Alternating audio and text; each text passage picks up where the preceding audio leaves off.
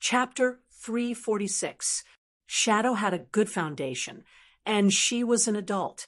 She picked up all kinds of knowledge, especially some Eastern martial arts, very quickly. Damien's strength was that he had a high starting point. His physical fitness was improving every day. Whether it was ninja, master, Batman, or Sia, their martial arts could be said to be from the same lineage. They taught him the same path. He absorbed the knowledge very quickly. He was catching up to Shadow at a speed visible to the naked eye. All right, let's take a break first. Sia interrupted their fight. Shadow seemed to have the upper hand, but Damien had a lot of strange tricks up his sleeves. He could maintain a stalemate for 30 moves, but after 30 moves, he could no longer do so. "Thea, come and take a look," Felicity shouted, interrupting their lesson. Thea was about to reply when her phone rang. She picked it up and saw that it was a call from an old acquaintance, General Ryan. Before she could say anything, the old general on the other end of the line was already shouting, "Please come to the Ministry of National Defense as soon as possible. Now, as soon as possible." With that, the old general hung up. She could hear that the other end of the line was very noisy. It was like a market, with countless people arguing and discussing. "What's going on?" Sia muttered in a low voice. General Ryan's dream of being the Minister of Defense was shattered. Perhaps it was because his reputation for human experimentation was really bad. The new Minister of Defense was General Swanwick, a general who had commanded the American Army in many battles. An unidentified flying object is approaching Earth. The Quinn Corporation's satellites have detected that it has entered the moon's orbit. Felicity gave the answer. "Aliens are here?" Thea's first reaction was that aliens were here to ask for an explanation. She had done a lot of good things recently, such as using the medical pod as a reference and throwing the evil gorilla out to destroy other people's planets. But how was that possible? Thea coughed and told them to watch the house. She put on the yellow light ring and flew to the Ministry of National Defense. There were not many people in the office, but Thea knew them all. The new Minister of National Defense, General Swanwick, General Ryan, Amanda, and the Martian Manhunter, who was disguised as the director of the Supernatural Investigation Bureau. "What is it?" Everyone in the room knew her identity. Thea took off her mask and asked the new minister sitting at the head of the table. The new minister was a black general. Thea had never spoken to him before. When he opened his mouth, his voice was extremely powerful and straightforward. 5 minutes ago, a spaceship from an extraterrestrial civilization entered the moon's orbit. They asked us to hand over an alien hiding on Earth. I think you're the most knowledgeable person on Earth about aliens. How do you think we should respond? General Swanwick felt a headache coming on. To run into something like this right after taking office was beyond unlucky. Fortunately, he knew Thea and hurriedly asked her to come up with an idea. Thea scratched her head. There were too many aliens on Earth. Which one were you looking for? Don't talk about the ones far away. There's one standing in our house right now. After deliberating over his words, he asked, "Mr. Minister, did the other party mention the planet? Does he have a name?" The people in the room tried to recall. He didn't mention the planet. He only mentioned that the leader was called General Zod. The one who answered her question was an old acquaintance, Amanda. General Zod. Thea let out a long sigh. He was definitely not here for her. He wanted to ask for the Martian hunter's opinion. However, many important buildings in the Pentagon, including the Heaven's Eye Society, were equipped with anti-clairvoyance and anti-mind control technology. Her telepathy was completely ineffective here. After thinking for a while, it seemed that there was nothing she couldn't say. "I've heard of General Zod's name. He should be a Kryptonian. Krypton is 271,000 light years away from Earth.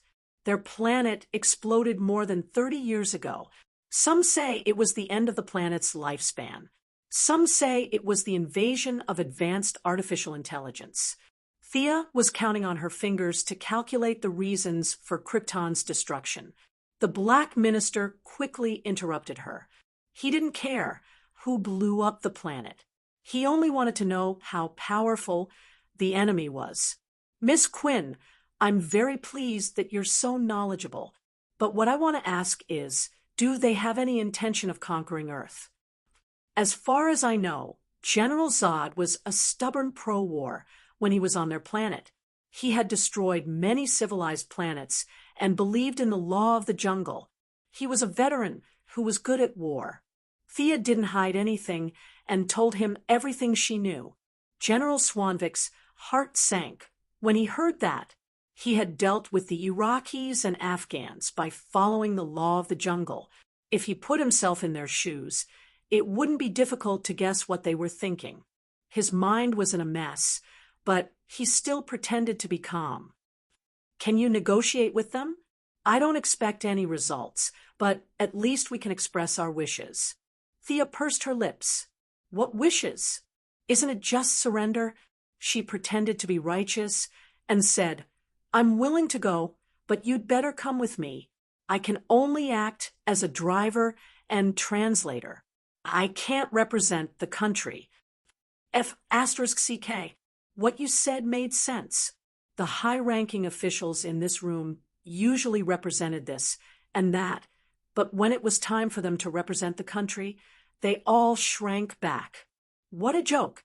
Why would they go to an alien spaceship to negotiate? Even their ashes wouldn't come back. The people who usually bragged about how powerful they were all speechless. They all lowered their heads, afraid that they would be called to die. General Swanvik also had a headache. The president was hiding in the basement, and he had full authority to deal with the outside world. He also had to command the scene, so he shouldn't go. He looked around, and no one dared to look at him. The Sky Society and the Supernatural Investigation Bureau were not qualified to represent the country. After thinking for a while, he said, I'll go with you. Minister, don't. Minister, please reconsider. Several people whispered to persuade him, but no one shouted, I'll go. They all pretended to be worried, but their tense bodies were relaxed. Even Thea was a little surprised. Without fighting, she wasn't confident that she could deal with those Kryptonians. But running away was not a problem. Whether it was the power armor, the light ring, or the portal, she was sure she could escape. But all of this reflected the courage of the new minister. The grim situation had forced him into a corner, and his own decisiveness was another factor. However, it would be troublesome to bring this guy with her. Thea glanced at the Martian hunter discreetly and found that this guy was pretending that nothing was wrong. In fact, with him and Superman, they could definitely fight the Kryptonians head-on. But it seemed that he didn't want to expose his identity. Do I need to wear a spacesuit? Do you think I need to bring a pistol? The minister was about to say his last words. He asked Thea and told his secretary to hand over the things in the office to his wife if he didn't come back. Chapter 347. Should I use a spacesuit or not? Thea thought for a moment before she conjured a respirator and handed it to him. This respirator is modeled after the planet Corriga. It can handle the air in most parts of the universe. General Swanvik touched the thing that looked almost tangible. He was amazed. How are we going to get up there? Wait for me to make a plane. Thea tried to look into the distance. The enemy's spaceship did not have space-limiting technology. Opening a portal was the fastest way, but he did not want to expose his ability in front of so many people. To show his identity as an Earthling, he conjured an F-22. Come in. Thea waved at the black general. Does this thing have a firepower system? General Swanvik was familiar with his own plane. He habitually got into the plane and fumbled around. Suddenly, He remembered something. It's all in your imagination. It's all fake. Thea knew what these people were thinking and immediately dismissed the idea. Sit tight. Let's go. Someone had already opened the roof of the office. The layered, purely mechanical structure was claimed to be able to withstand the attack of medium-range missiles. Thea took control of the plane, rose vertically, and flew directly to the moon after it was a kilometer above the ground. The experience of flying out of the atmosphere was a bit exciting for the minister, but his emotions were quickly replaced by a deep fear. He pretended to be calm and asked, "They won't attack first, right?" "No, they won't," Thea answered without hesitation. In fact, she did not know. She was just judging from her impression of Zod. He was a very cautious man with leadership qualities. The two of them were obviously here to talk, so he would not turn them away. "Mr. Minister, you are very brave." Thea meant what she said. Seeing that the Kryptonian spaceship was getting closer and closer, General Swanvik calmed down. When he first boarded the plane, his legs were shaking like noodles. "I'm so old. No matter how useless I am, I can't embarrass myself in front of a little girl like you." Ha ha. General Swanvik threw away his politician disguise and revealed his true colors. He didn't have Thea's strength, and he didn't know that Thea didn't care about him in the face of danger. She threw away all her worries and focused on completing her mission. In some ways, he was a hero. Thea chuckled, but did not say anything. They had already reached the side of the Kryptonian spaceship. The spaceship did not attack them. Instead, it opened the cabin and motioned for them to enter. The spaceship was not small at all. Thea steered the aircraft into the cabin and began to look around. The Kryptonians had a very advanced civilization. If they did not seek death by themselves, with their physical fitness and technological level, they would definitely be a powerful force in the universe. "Earthlings, what's the matter?" The person who welcomed them was a woman in black mechanical armor. She had some kind of translator and spoke in English, the language of Earth. Thea was very happy. She didn't have to translate anymore. She was already prepared to run away if the negotiations broke down. "I'm General Swanvik. On behalf of the Earth's government, I want to see your leader." Now that the communication was smooth, General Swanvik started to shake. He waved his arms and spoke in a firm tone, showing his determination and conviction. The woman in black armor seemed to be communicating with the spaceship through some kind of communication device. "Wait here." After that, she didn't leave. She stood still and stared at the two of them, especially Thea. "What? Kryptonian? Do you want to compete?" The Kryptonians' genetic modification technology was very advanced. Thea had wanted to go in and observe. She didn't expect the woman to be so sneaky. She would rather have the leader meet them at the edge of the spaceship than let them enter the inner area. Thea was a little upset. She was a little angry that the woman in black armor was staring at her. "You are not Carl Air. Your ability is really amazing. This is not a real thing, is it?" The woman in black armor was not angry. She just looked at the aircraft curiously. "Don't be surprised." Thea was interrupted by another deep voice before she could finish her sentence. Along with the voice, a muscular middle-aged man with a height of 9 meters appeared. He had a very short beard, and the lines of his face were very stiff. He looked dignified. "Fiora, that should be some kind of materialization. I heard that there is a group of people in the universe who call themselves the Green Lantern Corps, but those people are green, while this guy is yellow. They should be related to each other." The middle-aged man, General Zod, glanced at Thea's materialization a few times and said with uncertainty. Thea didn't comment and left the two generals to talk. "How can you leave Earth?" General Swanvik was a little weak, but he still mustered up the courage to ask. "Find Carl Air and the central grimoire that was stolen years ago. Zod was much calmer. It was as if he was narrating a trivial matter that had nothing to do with him. What grimoire? General Swanvik didn't understand the term. His intuition told him that it was some kind of black technology that even the aliens valued. However, Zod wasn't going to explain it to him. The Black Minister could only look at Thea. Thea saw his expression and knew that he had misunderstood. She explained, "It's similar to our human genetic map. Many aliens have it." Oh, General Swanvik lost interest the moment he heard about the genetic map. At first, Zod was also wondering how an Earthling knew about their grimoire. However, after hearing Thea's words, many aliens had it. He had worked hard for 30 years to modify the spaceship and arm his subordinates. After that, he came to Earth. His information was extremely limited, and he didn't know anything about the outside world. When he thought of the Green Lantern Corps, Thea automatically upgraded to a knowledgeable Earthling in his heart. The two of them let go of the grimoire.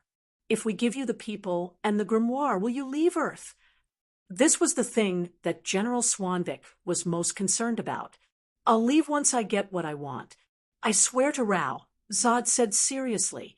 General Swanvik turned to the knowledgeable Thea for help. His eyes were obviously asking who he was referring to. It's the god they believe in." Thea was also confused. What kind of deity was this Kryptonian god or Martian god? Did they really exist, or was it just a figment of the imagination of ordinary people? She could only explain it vaguely. "You're very frank. As a soldier, you deserve respect. I agree to your terms, and you'll get what you need." General Swanvik then signaled to Thea that they were almost done talking. It was time for them to leave. Thea was fine with it. She could fight in space, but her ability was not as good as fighting on a planet. Besides, there was no benefit for her at all. She had nothing better to do than to take the blame for Superman. This mission was successfully completed. General Swanvik had consolidated his position in the Ministry of National Defense. Thea had also successfully connected with him. Amanda and General Ryan could step aside next time. Chapter 348. Zod didn't stop them at all, and the return trip went smoothly. "Who's Carl-Al?" Swanwick asked Thea on the plane. His intuition told him that Thea most likely knew these strange people. "You should have seen him before, but I don't know his name. The guy in the red cape during the battle at Seaside City was a Kryptonian. I don't know if he is the Carl-Air they are looking for." Thea's words were 70% true and 30% false. When General Swanwick heard this, he knew that it was good news that they wouldn't have to search for Carl-Air in the vast sea. The plane landed on the ground, and General Swanwick walked back to the Ministry of Defense in high spirits. He was greeted by everyone's praises. Regardless of camp, brave people were worthy of admiration. For the first time, the African minister's personal reputation suppressed all the voices of dissatisfaction. "Immediately! Find this Carl-Air immediately!" The high-spirited Minister of Defense issued a new order, and everyone started to get busy. "Miss Thea, I need you to take charge for a while." Now that the African minister and Sia had gone through so many trials and tribulations together, their relationship had improved imperceptibly. The way he addressed her had already transitioned from Miss Quinn to Miss Sia. Sia also needed to strengthen their relationship. At the same time, she wanted to see the internal conflict between the Kryptonians up close. Naturally, she agreed. Not long after, Superman and Louise Lane arrived at the Ministry of Defense.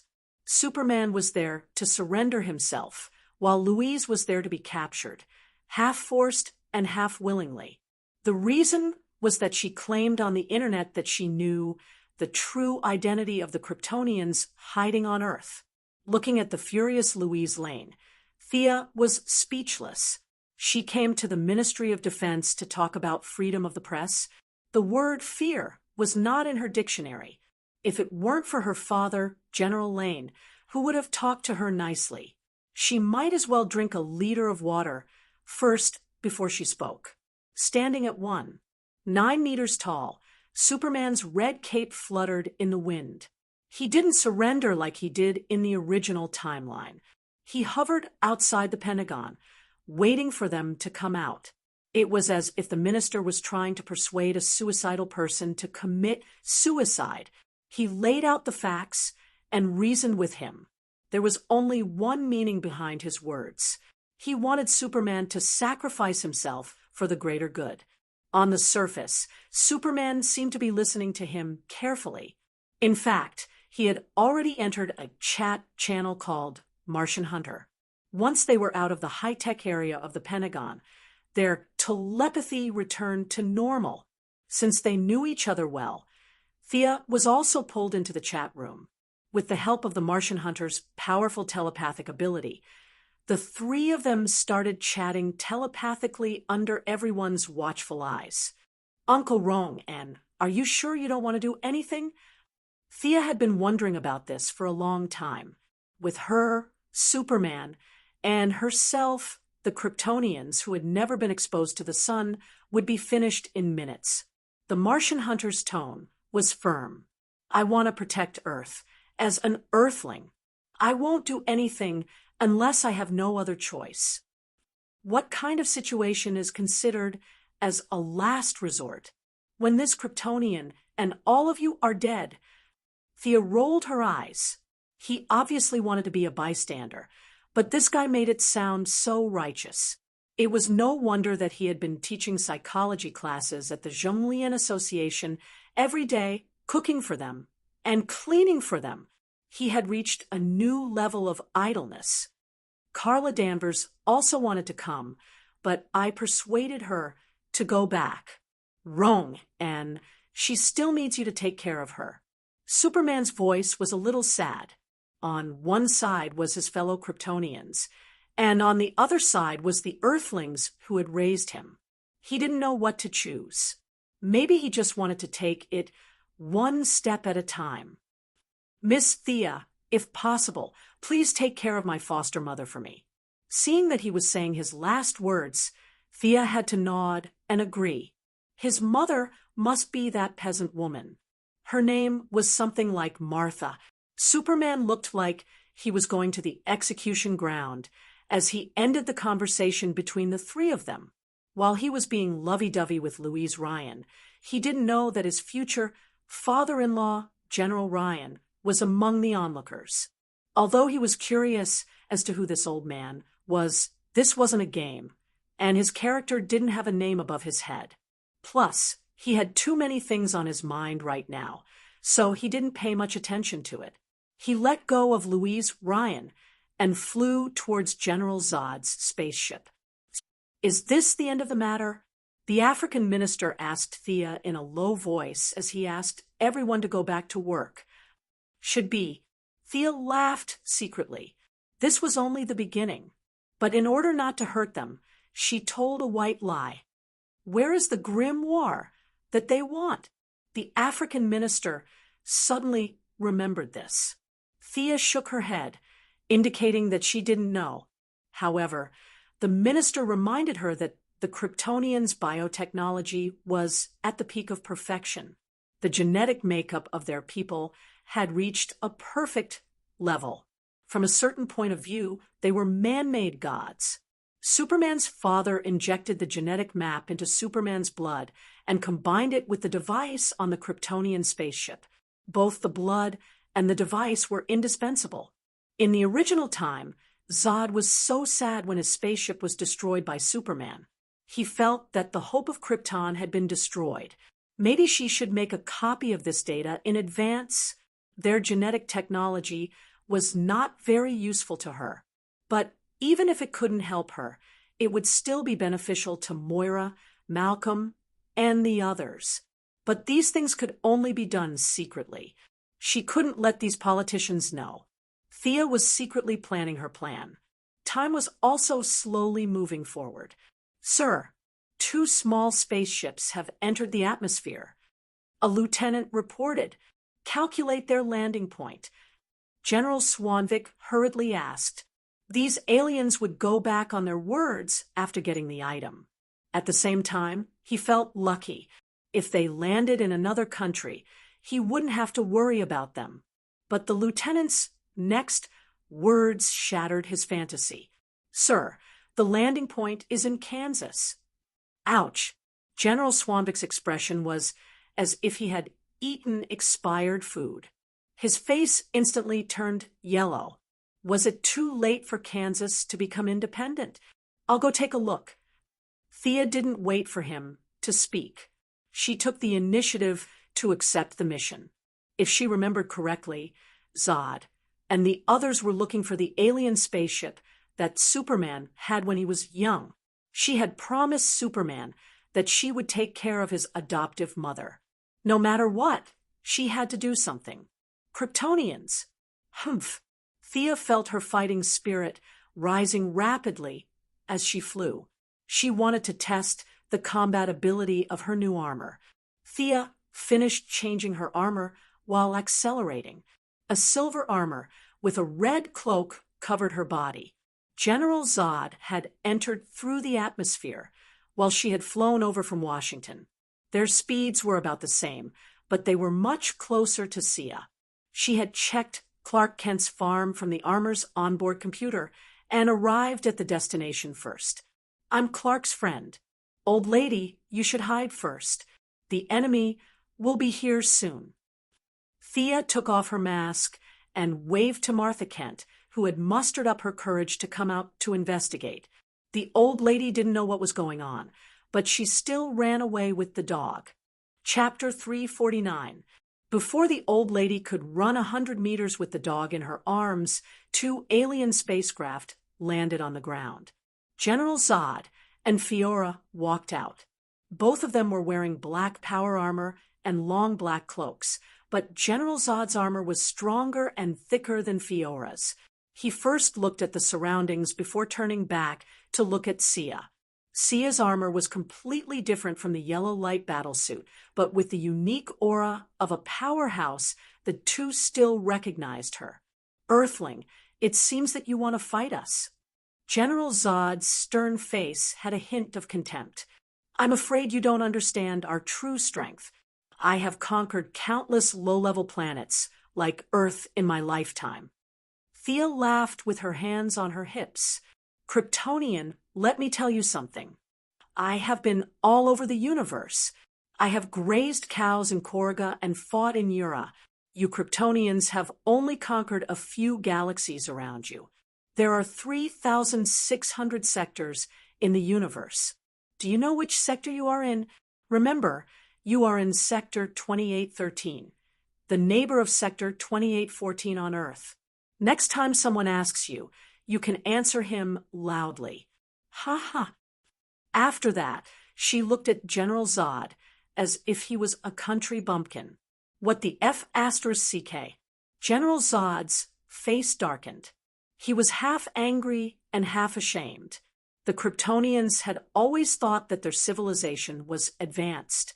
Every time they conquered other planets, they looked at the local natives as if they were mentally retarded. Now that the situation had been reversed, General Zod felt extremely uncomfortable. He felt like he had just been F***ed up. However, he did not have the words to refute because he was not sure if Thea was telling the truth. The light ring could open up unlimited wormholes and warp between different regions. Although their spacecraft could also open up wormholes, it required a lot of energy, so they would not do it easily. They had landed on the surface aggressively, but now they were treated as country bumpkins. Their momentum was weakened by 20%. I don't want to argue with you. Hand over the grimoire. General Zod was not a person who was good with words. He used to look down on the people of Earth, but now he did not mention it. He only focused on the matter of the grimoire. Thea was also a little puzzled. She remembered that in the movie After Superman walked into a trap and was caught, his blood was drawn and his memories were read. However, he quickly caught up with them. She had been talking nonsense with them for a long time, but where was Superman? Is it because Louise Ryan didn't board the spaceship? Was that why he took so much time to escape? If he hadn't come to Kansas, wouldn't his adoptive mother be dead for sure? Exhaling a mouthful of turbid air, the white dwarf star converter on his chest began to violently output energy. The magic runes on the inner layer were all lit up, and the large red cloak fluttered even though there was no wind. There was a hint of heaviness in the air. "Show me what you're made of." As soon as Thea finished speaking, the thrusters under her feet abruptly kicked off, propelling her body high into the air. She drew an arc in the air and threw a punch at General Zod. General Zod roared and gathered all the strength in his body to counter her attack. Bang! There was a muffled sound, but there was no electricity or explosion. This was a pure physical confrontation. With the two of them as the center point, the shockwaves spread in all directions. Clark Kent's lawn and wooden house were all shattered. A red pickup truck was directly sent flying, rolling more than 30 meters before it fell to the ground. It was not surprising that it was scrapped. Thea did a backflip to eliminate the impact of the opponent's punch, while General Zod took a step back. The opponent's punch strength is 1,020 tons. Our armor withstood 95% of the reaction force. There are slight cracks on the right arm armor. 37% of the armor is damaged. Gideon, who was acting as the assistant control system, quickly scanned the damage of both sides. What a cheat-like race.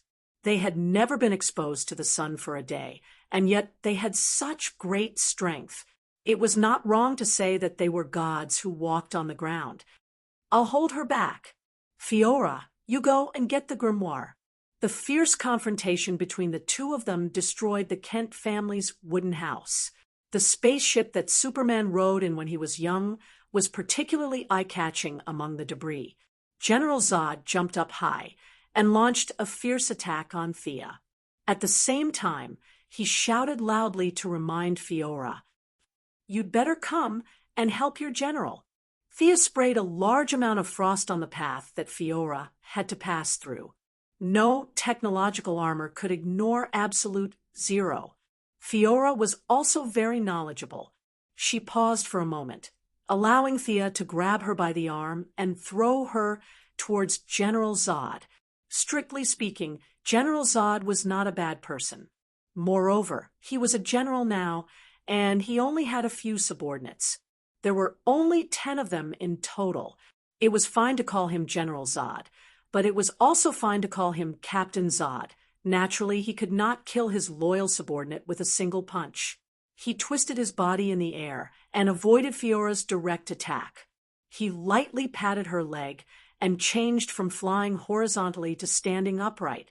Fiora cooperated with him very well. She nimbly did a 180-degree turn in the air and landed on the ground again. The two of them tacitly exchanged glances and pounced on Thea together. Thea blocked Zod's whip kick with her left fist and grabbed Fiora's wrist with her right hand. Fiora pulled out a dagger-like short sword and stabbed and slashed. It was completely different from the martial arts on Earth. There was no difference between real and fake moves. Every move was ruthless and merciless. Thea's armor, which could withstand the bombardment of a nuclear bomb, was scratched by her.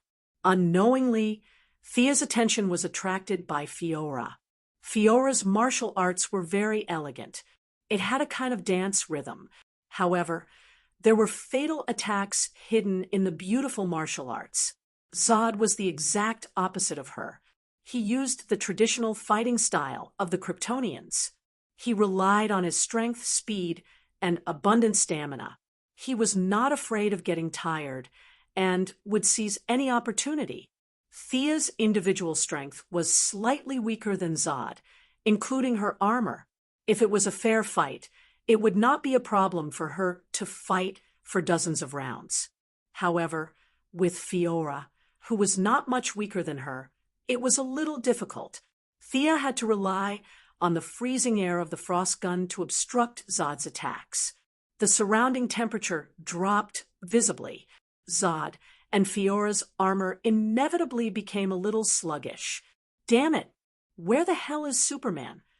Should I leave now? Thea was a little depressed as she punched Zod again. What she did not expect was that Zod did not use much strength in his punch. Instead, he borrowed the force of her punch and flew into the wooden house behind him. Thea was just about to chase after him when she saw Fiora rushing towards her as if she did not care about her life. The dagger in her hand flashed with bright electric arcs. The dagger could cut through armor without electric arcs. Now, the electric arcs were definitely not for decorative purposes. Thea did not know the power of the dagger, so she did not dare to take it head-on. She dodged 2 consecutive attacks. On the other hand, Fiora had completely given up on defense. Every attack was aimed at her vital points. It was not difficult to guess what she was thinking. She was trying to stall Thea. No, the central grimoire is not here. General Zod shouted as he jumped out of the wooden house wreckage. He looked at Thea immediately. Did this earthling know something? However, he saw Martha Kent hiding far away from him from the corner of his eyes. He instantly had an idea. Chapter 350. That old lady must know something. Fiora, you continue to stall that earthling. I'll go catch that old lady.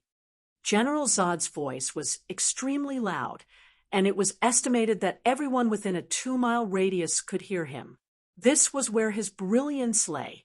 He could not only inform his subordinates of his purpose, but also cause trouble for Thea's actions. Zod did not believe that the other party had come all the way here to protect an earthling's old lady. This was a blatant conspiracy, and Thea was indeed affected, as he expected. That old lady didn't go far. Thea was superior to Fiora in terms of martial arts and strength. At this time, she already had the upper hand, and Thea had already knocked away the dagger that was emitting electric arcs. Hearing Zod's sudden shout, Thea was really shocked. This American old lady was really not afraid of death. She's not running even after such an earth-shattering fight. She kicked Fiora away and turned her head to look at Martha Kent's position. Oh my God! She saw the old lady hugging a dog and hiding behind a big tree. She was observing the battlefield with her hand over her eyes.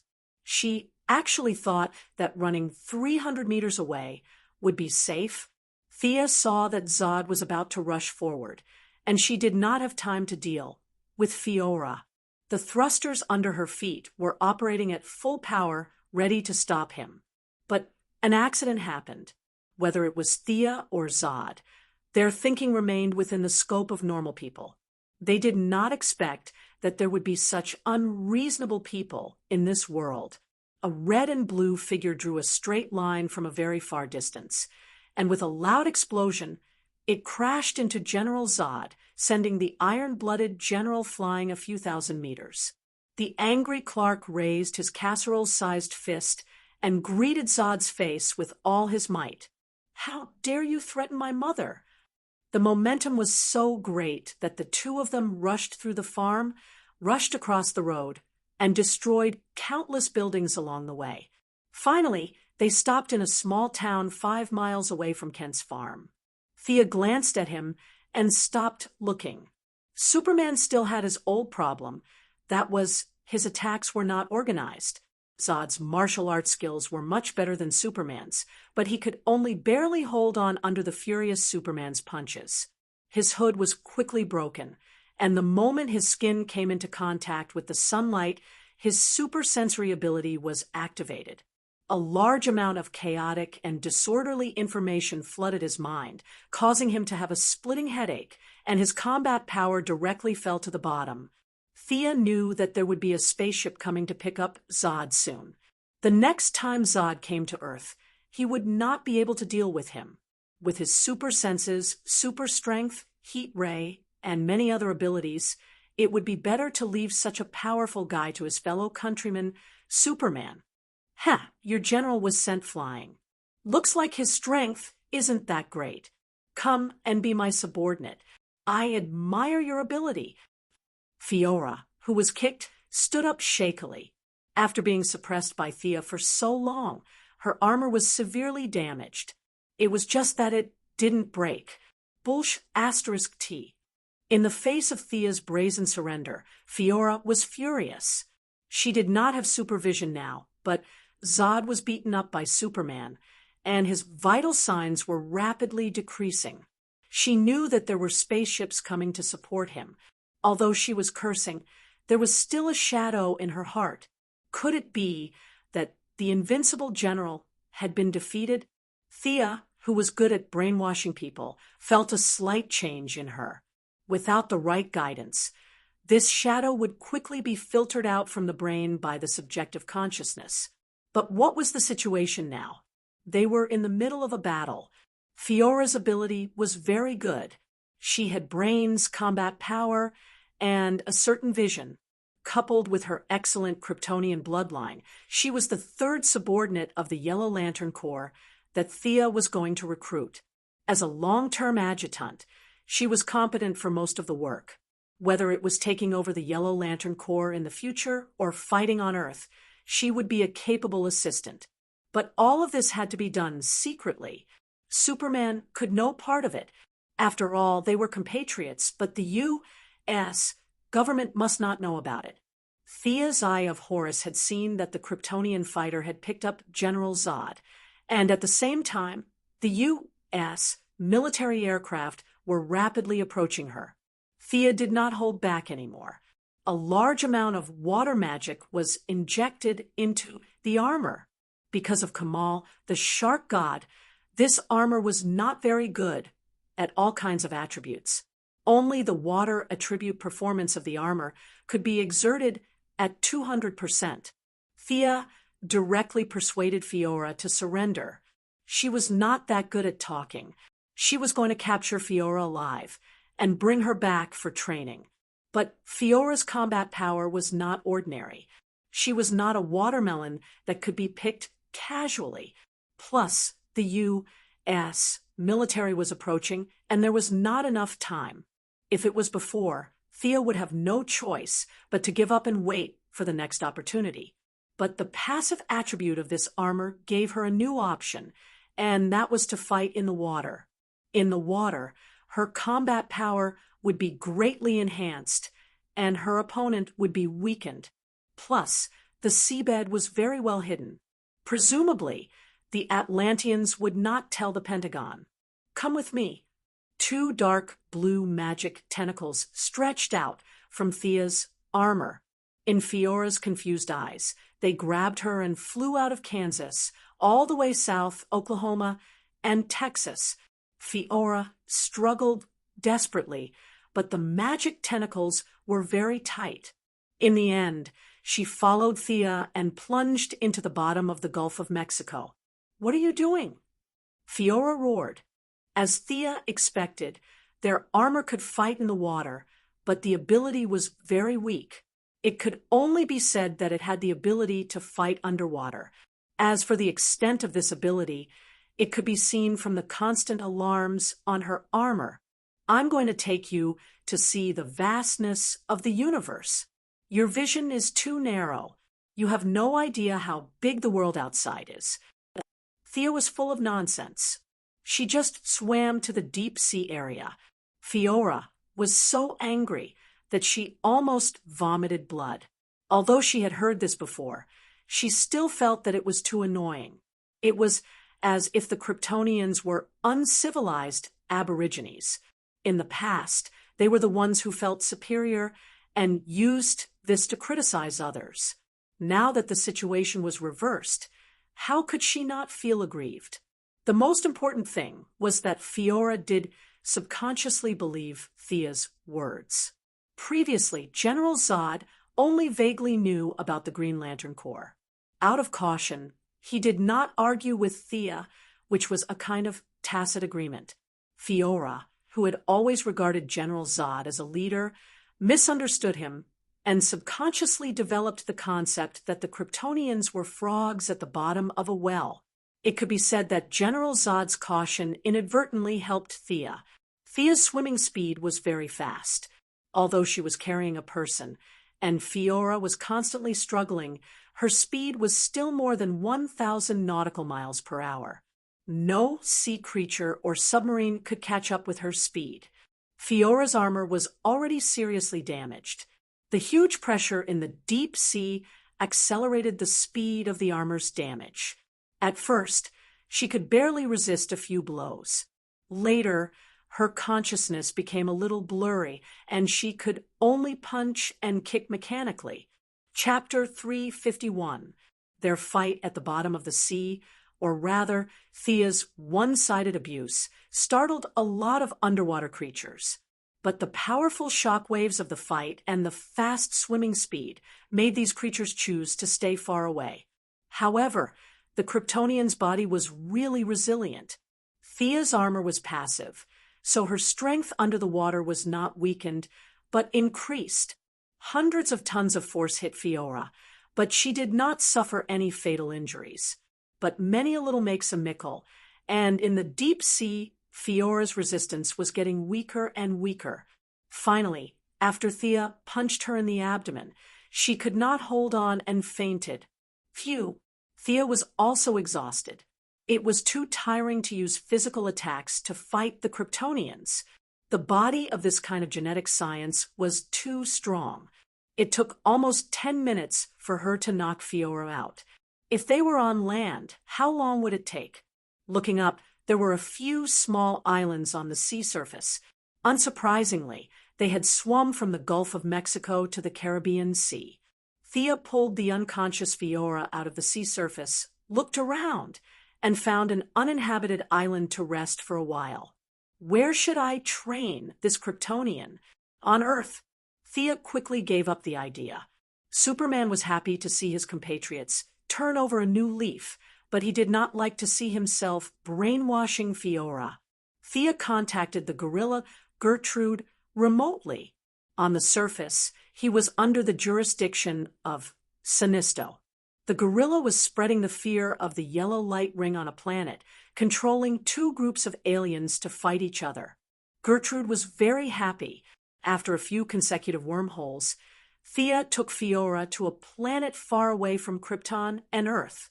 Asking Gertrude to find a quiet place for her, Thea began to modify Fiora's memory with magic. Compared to the Kryptonians' bodies of steel, their willpower was not strong. Thea went into the depths of their minds without much effort.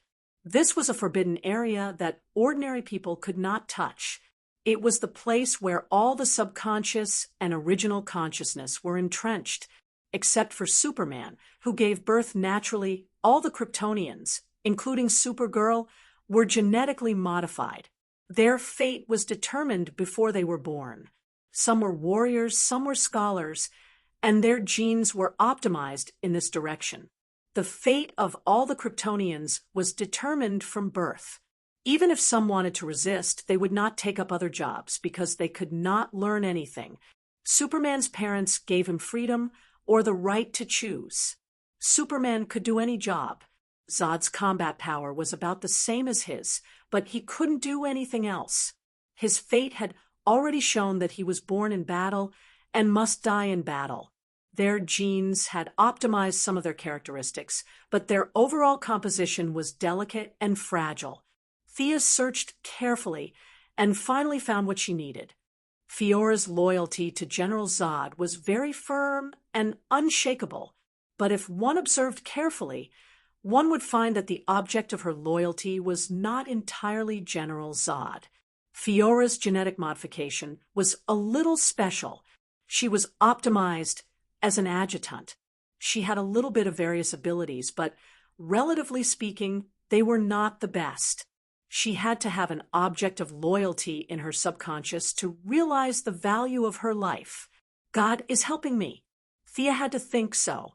She slowly changed Fiora's impression of Zod. Father, teacher, these were the labels that Thea put on Fiora's mind. As for the object of her loyalty, she changed it to herself. Of course, the process could not be too fast. It was estimated that it would take a month for Fiora's mind to change. Thea left a cloud of dark magic in her brain. This small cloud of magic would keep her in a coma for 7 days. She had to deal with the things on Earth first before continuing the brainwashing. After instructing Grutter to take care of Fiora, Thea returned to Earth alone. It seemed like a long time, but in fact, only 20 minutes had passed. General Zod was carried away after his first exposure to sunlight, but several of his subordinates stayed behind. Originally, Fiora, the adjutant, and another tall Kryptonian were fighting Superman together. But now, Fiora had mysteriously disappeared. Not to mention Superman. Even the people on Krypton did not know where Fiora had gone. No matter how advanced their communicators were, they would not be able to find Fiora across half the universe and tens of millions of light years. In order to buy time for Zod, the tall Kryptonian guard captain could only fight Superman alone. Unfortunately, there was a big gap between their strength and Superman's, and he was beaten to the ground. Just when the Kryptonians were in despair, the Earth's army once again played the role of a useless teammate and surrounded Superman and him. Dense missiles bombarded the small town in Kansas. The Kryptonians took the opportunity to attack the Earth's army and fled back to the spaceship while Superman was saving people. Clark did not chase after them, as he did not know what to do with his compatriots.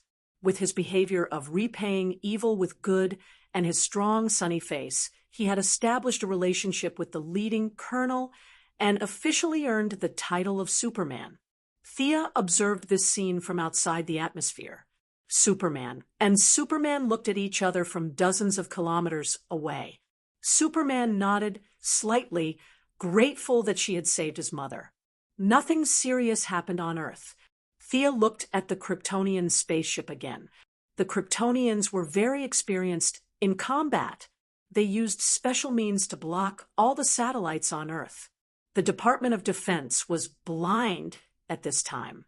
They could not see anything in space, which made it easier for Thea to carry out her next plan. She did not act rashly.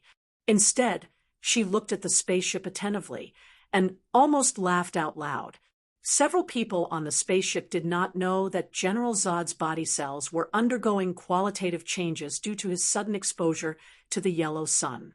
They thought that there was some kind of virus on Earth. They pushed General Zod into a super advanced medical cabin and were busy disinfecting and sterilizing him. The timing was perfect. Thea was worried about when to get the genetic configuration map. Combined with the central tome in Superman's blood, the scientists on the spaceship had restored the Kryptonian genetic configuration program. Once General Zod recovered, they could transform Earth and rebuild Krypton. The time between restoring the map and the spaceship's explosion was very short. Thea had to admit that she was very lucky. Among this group of Kryptonians, only General Zod and Fiora were powerful. The rest of them were not worthy of Thea's attention.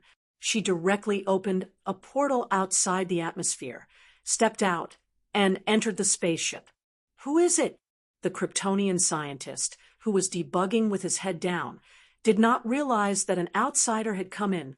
He did not look up and asked casually in the Kryptonian language, I'm just looking around." Thea switched the ring's language to the Kryptonian channel and replied with perfect pronunciation. The Kryptonian scientist did not notice at first, but soon realized that something was wrong. The Kryptonians had a clear division of labor. Everyone had a strong purpose in doing things. How could someone say "looking around" in such a casual tone? Chapter 352. His brain sensed that something was wrong, but he was not a warrior. He looked back reflexively and saw an iron fist gradually expanding in front of him. Then everything went black, and he could not see anything. TSK tisk. Thea shook her hand. This guy was too weak. The weakness of genetic modification was too obvious. Fiora could take 100 punches of this level without batting an eyelid, but this big-nosed Kryptonian scientist could be knocked down with one punch. The gap was too big.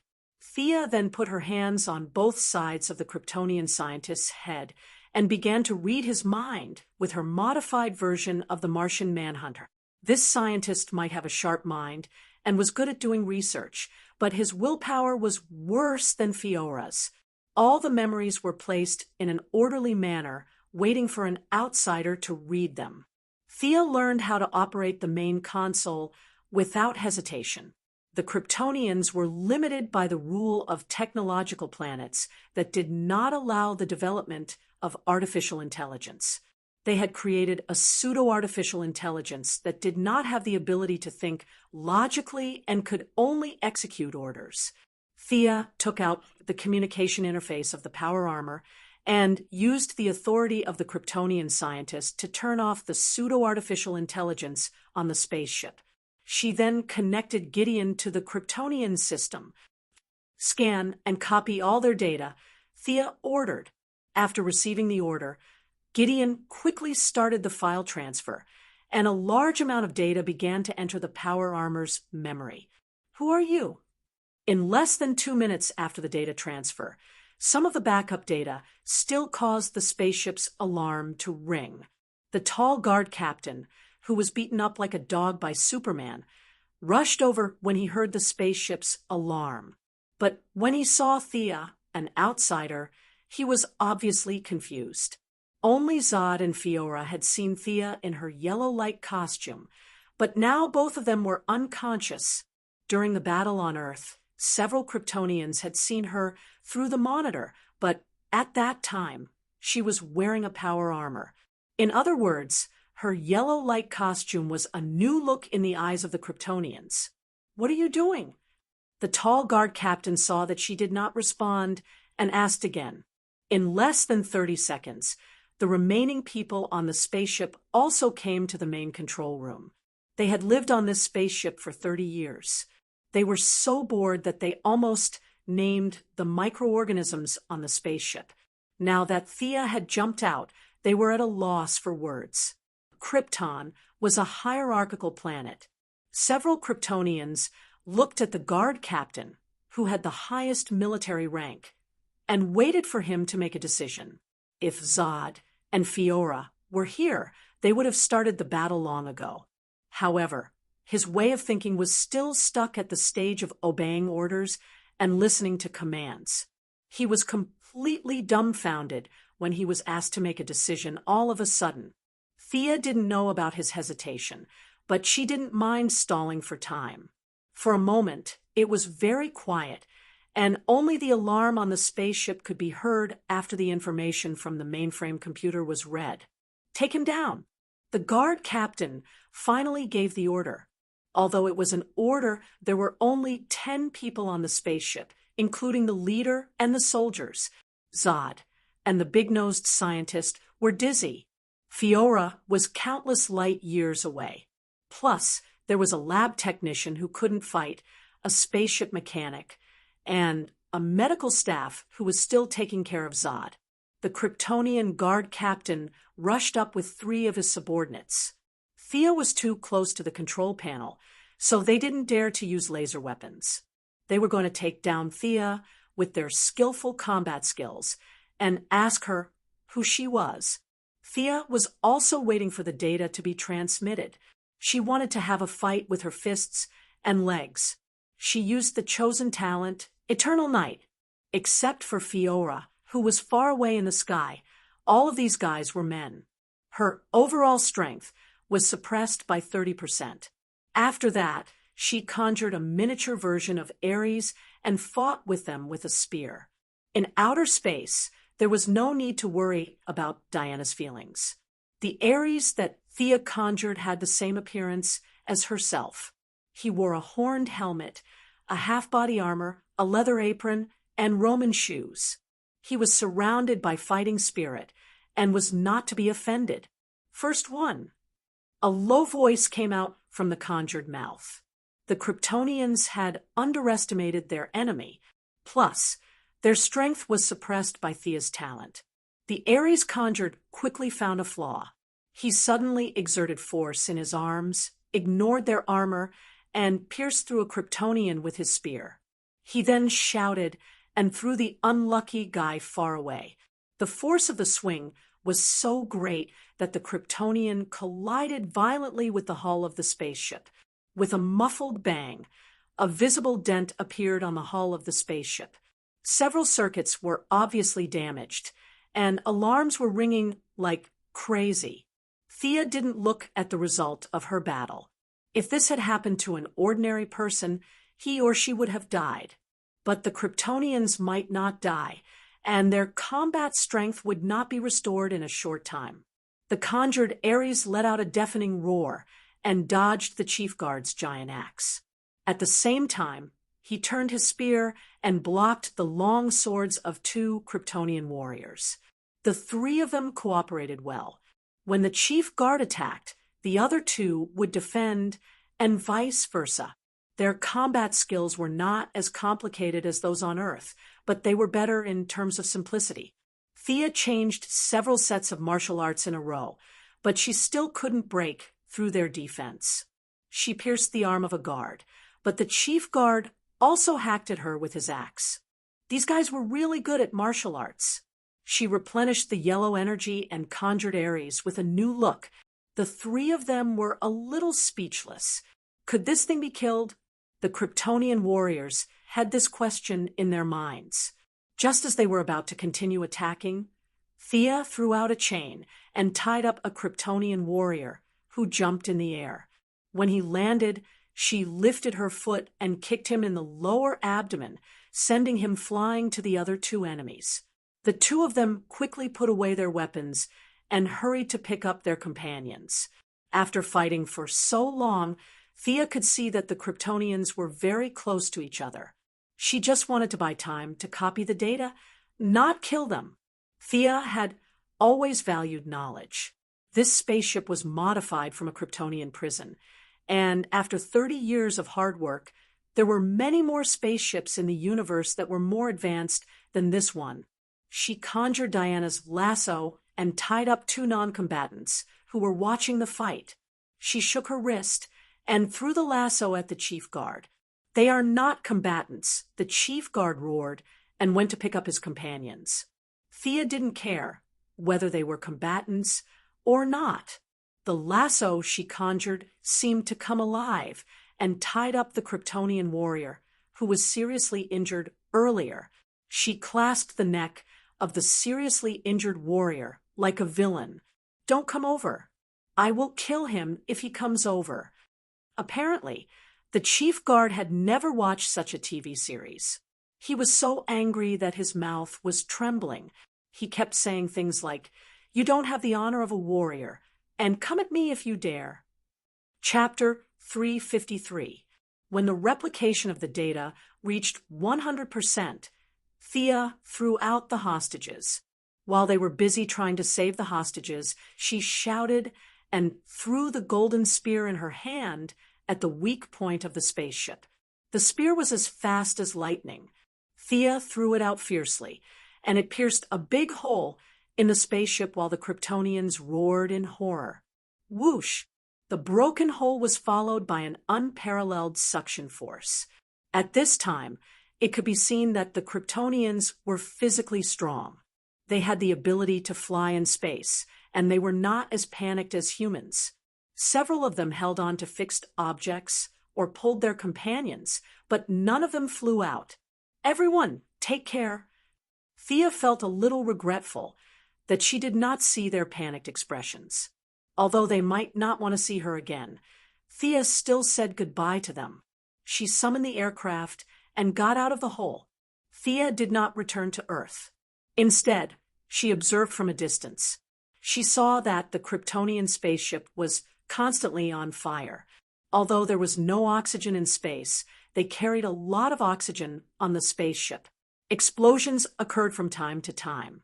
Despite their efforts, The spaceship's orbit was inevitably tilted, and it was faintly colliding with Earth. Let's call it a day.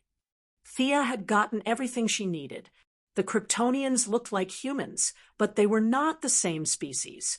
They were not of much help to her body that had been transformed by divine power, but she could use the Kryptonian gene modulation technology to strengthen the physique of her parents and two brothers.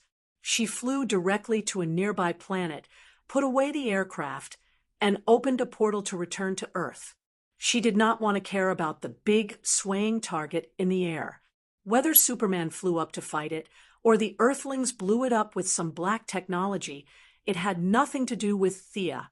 She pretended to be injured and flew slowly back to the Ministry of Defense.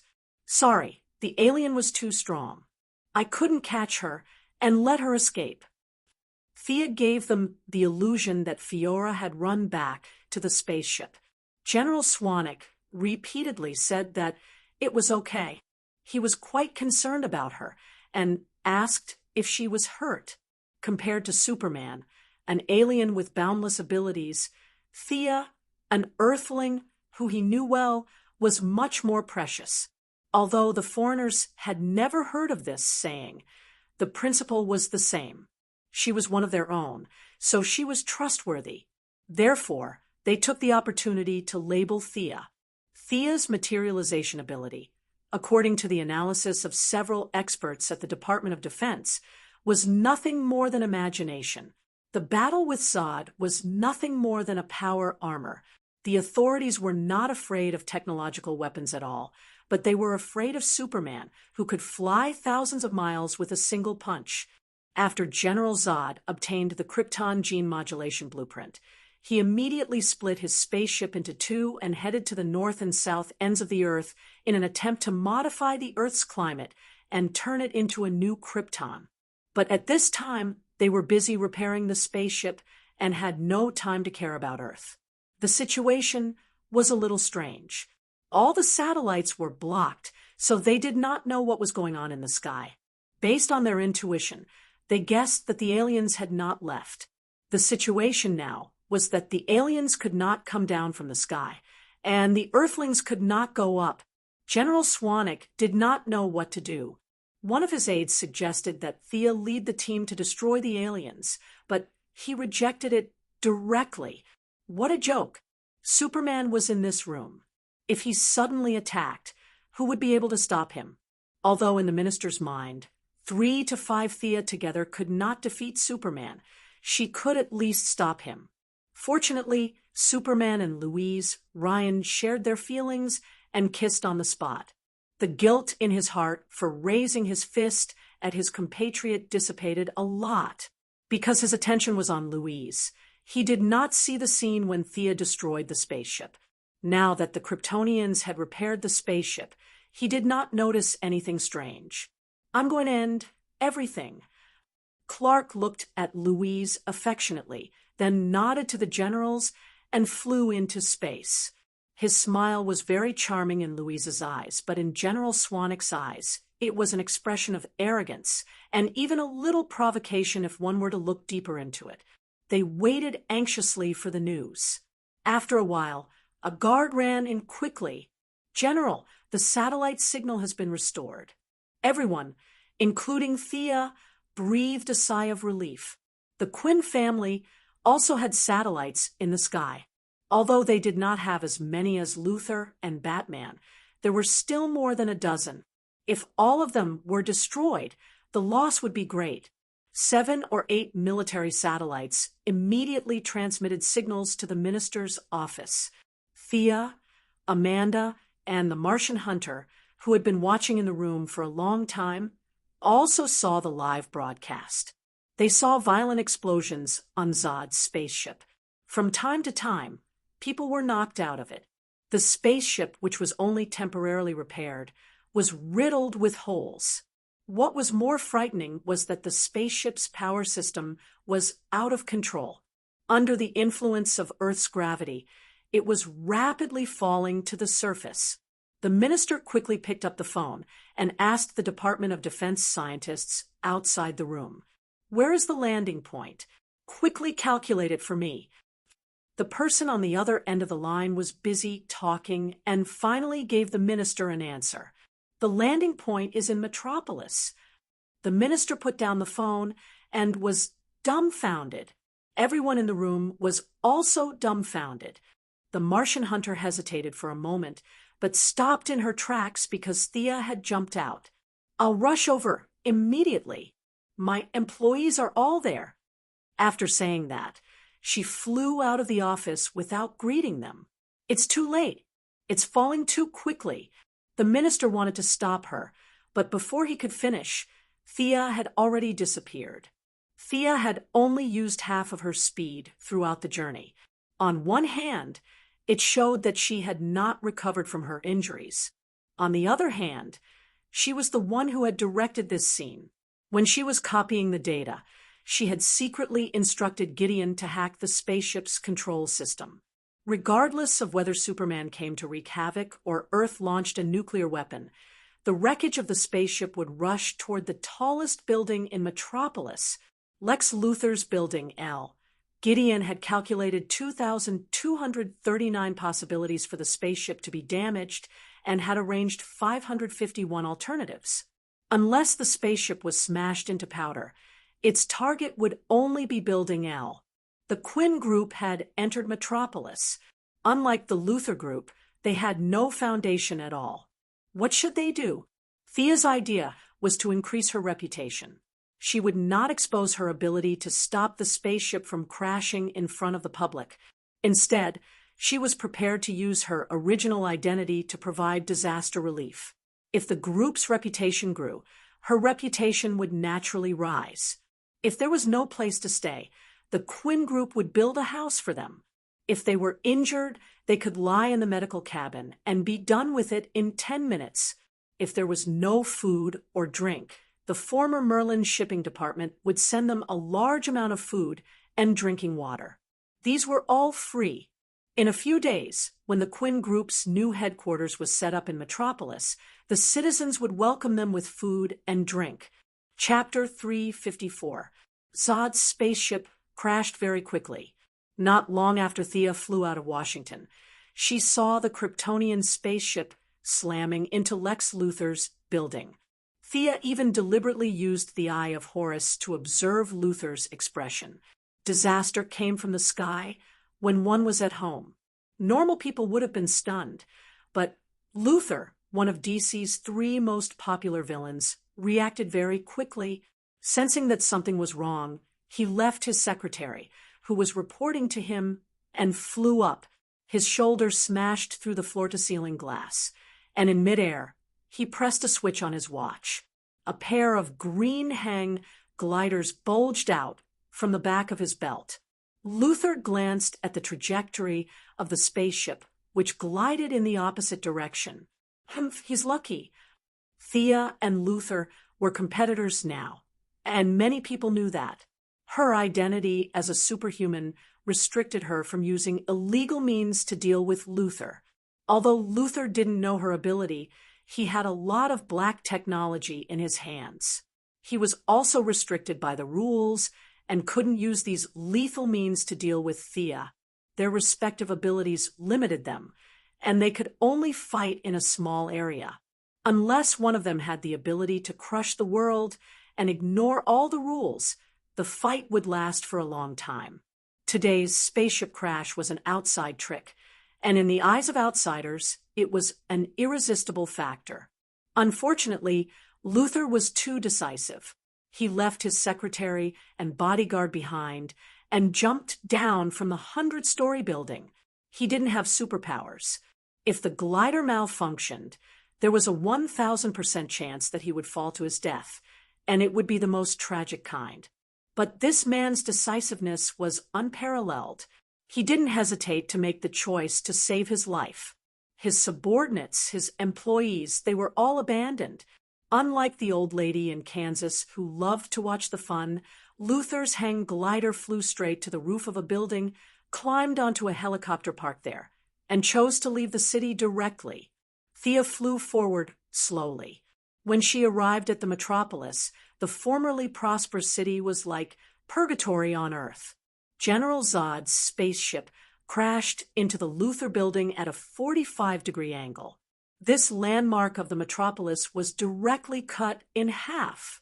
After that, the spaceship continued to roll on the ground for thousands of meters, destroying all kinds of houses and buildings. In the end, the spaceship exploded into two pieces with a deafening boom. All the Kryptonians in the spaceship were killed.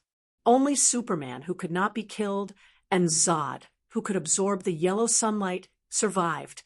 Thea was speechless as she looked at the furious General Zod, who was having a good time with Superman. Back then, Superman's adoptive father, Jonathan Kent, would rather die in order to save a dog than allow Superman to use his superpowers to save him. If he saw this scene today, he would probably feel that his death was not worth it, right? It was hard to understand why this Kansas farmer made such a decision. He might have hoped that Superman would live out his life as an ordinary person, but the arrangement of fate was not something he could control. Superman still went against his wishes and walked in front of everyone, taking the most important step in the eyes of the world.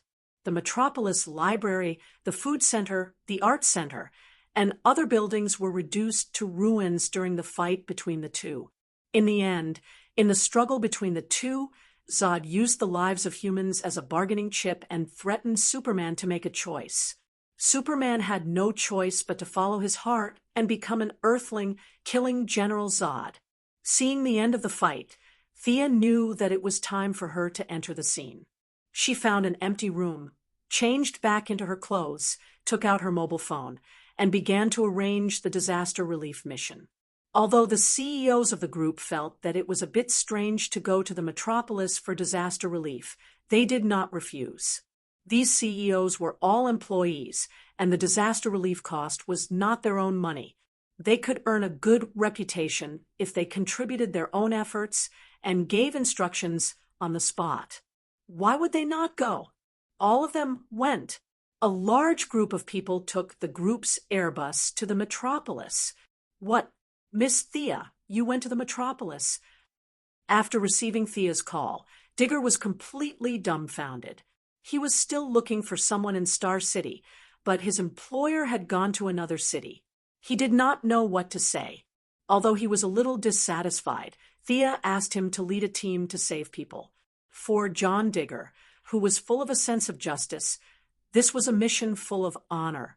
He had no reason to refuse. Thea instructed Digger to bring out the hundreds of bodyguards he had recruited. This group of young and strong people was the main force of the disaster relief. After that, she contacted Bruce Wayne and Lucius Fox in Gotham, hoping that the Wayne Group would also help. In the original space-time, Batman inexplicably went to the metropolis to save the injured because his Wayne building was also in the metropolis. But in this space-time, because of Thea's participation, things took a turn. The merger of the Wayne Merlins and the news of the new headquarters being located in the metropolis made the Wayne Group give up on the strategic deployment of advancing into the metropolis. They chose to wait and see, and even had thoughts of benefiting from the conflict between the Snipe and the Clam. At this time, Bat was watching TV with Fu at home. After receiving Thea's call, although Batman was a little dissatisfied with Superman's unscrupulous fighting, nothing had happened to his people, so he naturally would not hate Superman so much. He expressed his support for Thea's wish to help with the disaster relief. As for him personally going to the disaster relief, he did not have the time because the clown had run away again. Jason Todd, who had become the second-generation Robin, was working hard to track down clues. After watching the live broadcast of the metropolis, he still had to catch the clown. Lucius Fox's relationship with Thea was naturally a little cold because the Wayne Group had been snatching the Wayne Group's business recently, but he also said that he would send people to participate. Thea went directly to the Wayne Group's stronghold in the metropolis. LoveLore was in the north, Wayne was in the south, and the spaceship landed in the LoveLore building in the north. Naturally, the battle site was also in that area. The south was affected, but the losses were not great. She found the person in charge of the scene and explained her purpose. The person in charge had no objection. After all, it was Thea who paid for it. Many of their employees were locals of the metropolis, so there was nothing to say about helping with the disaster relief. Many people took all kinds of tools and started to follow Thea to save people. Little friend, be good. Follow this uncle to the side and rest. We will save your mother. Madam, don't worry. Your husband's injury has stopped bleeding. Our medical cabin will arrive soon. This kind of injury can be treated very quickly. Your boyfriend is still down there? Okay, you go to the side and rest first. We will save him. Thea kept searching for survivors in the rubble. She did not use the Eye of Horus. She only relied on the thermal imaging equipment of the Wayne Group to rescue many trapped citizens. Now that she had been on many television interviews, she was also a celebrity. Even if there were people who did not know her, they would know who she was after being introduced by the people around her. She was a good person. It was rare to see such a conscientious capitalist. People had a herd mentality. More and more citizens gathered around her. Chapter 355. Everyone worked together to speed up the rescue operation. Digger and his bodyguards also arrived at the scene. They all wanted to show off in front of their new boss, so they fought to be the first to join the rescue operation. The team gradually moved from the South City to the North City. Many hot-blooded citizens who were not injured also automatically followed Sia's team. After all, Sia's team was very capable and had a large number of people. They could even be said to be the only rescue force in the city. Please God, can someone help me? Thea heard a faint voice calling out to her. Get a few people to follow me over there. Thea did not have time to explain. She led Digger to the west. She saw two middle-aged men trying to pry open a stone slab. A woman was struggling in the gap. Editor Perry? Sia realized that this was an acquaintance. This guy was the editor-in-chief of the Daily Planet. Although Louise Lane had done all the interviews, Sia also knew the editor-in-chief. You are? Oh, Miss Thea, come help. At first, the old man didn't see who Sia was. In order to increase her reputation, Sia, who was a little bit of a clean freak, also went all out.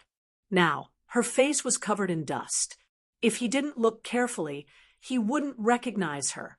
More than 10 strong men rushed forward and rescued the female reporter who was pressed down below. Is everyone okay? The female reporter had just crawled out and hadn't even caught her breath when she saw Louise Ryan running over from afar. Louise did not know that Sia had been involved in this matter, either openly or covertly, but she recognized Sia in an instant. The two of them greeted each other, and at the same time, a thought appeared in their minds. Why is this guy here? Sia's thoughts were very simple. Why did she always see this guy in dangerous places? Is there a mistake in my memory? Is Louise Lane not an ordinary person? Does she have the ability to teleport to wherever there is danger? I remember that she was in Washington before this. She looked behind Louise Lane and saw that a large number of American troops had entered the city. General Swanwick was directing the rescue operation with a righteous face. F***CK. How dare you fight with me for prestige? Thea couldn't take it anymore. She told the people from the Daily Planet to go back and rest while she led the rest of the team to harvest the worship of the citizens. Superman had originally planned to call it a day and go home after the fight. However, when he saw Thea helping with the disaster, he thought about it and started to rescue the citizens. Most of the people would form 3 groups to help the disaster relief. Superman was busy working alone. Ordinary people couldn't keep up with his strength and speed, and the ruins were all caused by his battle with Zod. Now that Zod was dead, the resentment of the citizens would naturally be vented on him. Although he had indeed helped a lot of people, it was impossible for the citizens to be grateful to him. The other two groups of rescuers were Thea and the military. Both of them had a lot of followers following behind them. Thea seemed to be more approachable. She actively helped the injured and treated everyone equally, regardless of whether they were rich or poor.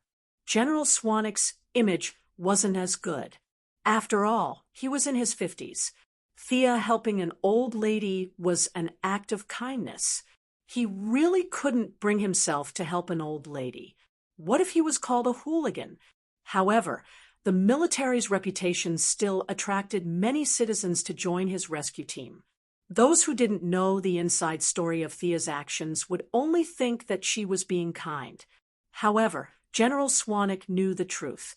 He wasn't sure if she was being kind or not, but Thea leading 4 or 5 young people and pretending to be struggling to rescue the citizens under the cement pillars was 100% putting on a show. However, he didn't object to putting on a show. How many people around him didn't put on a show? From a certain point of view, he was even a little relieved. This was the performance of one of his own people. Politicians weren't afraid of putting on a show because they did it too. It didn't matter if there was one more or one less person. What they were afraid of was someone with impeccable moral integrity. For example, the guy in the blue tights and red cloak in the distance, who was known as Superman, had perfectly demonstrated what it meant to have his feet touch the ground. He had been hovering in the air to rescue people, and his feet didn't touch the ground at all. This made General Swanwick feel a little empty. Could such a person really obey the orders of the country and respect the Constitution? General, the young heir of the Quinn Group, wants our transport plane to help her transport the medical pod.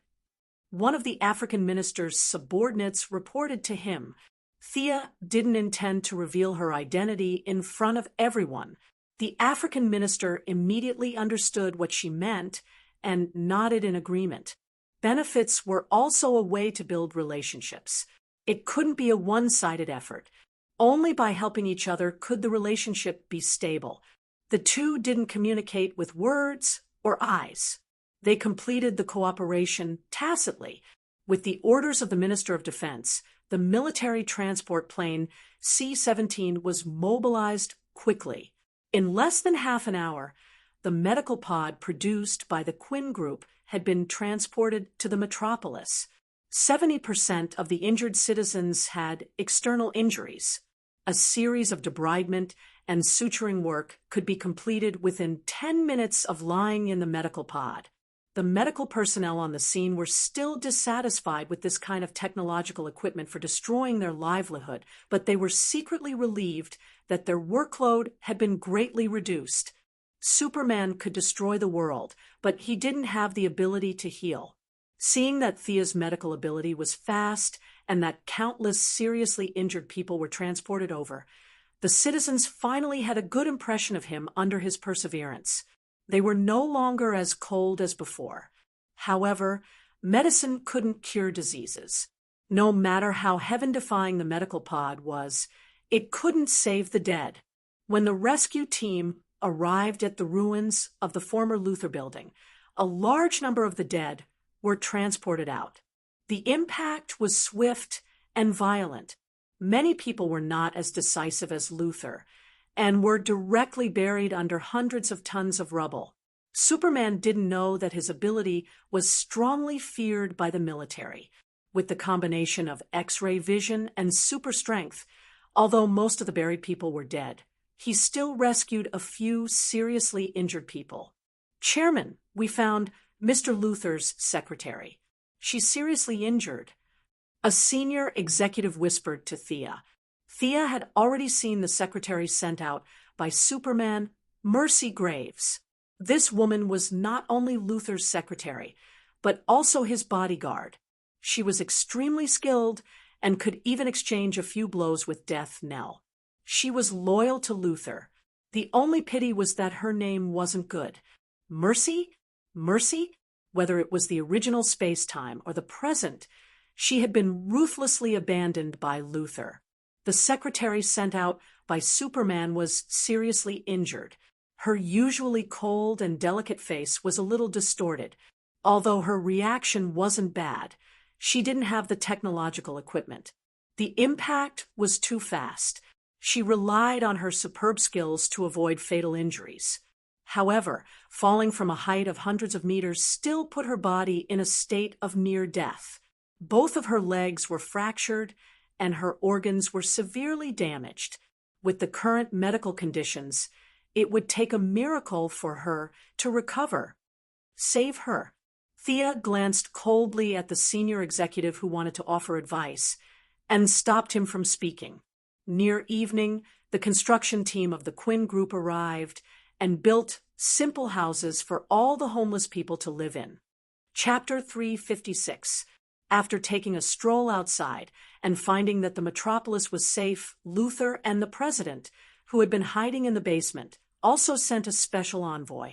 The two groups of people arrived at the metropolis at the same time. Before the special envoy could make a passionate speech, he was stopped by Luther, who had arrived one step ahead of him. "What did you say? Ask the government to compensate your building and employees' pensions?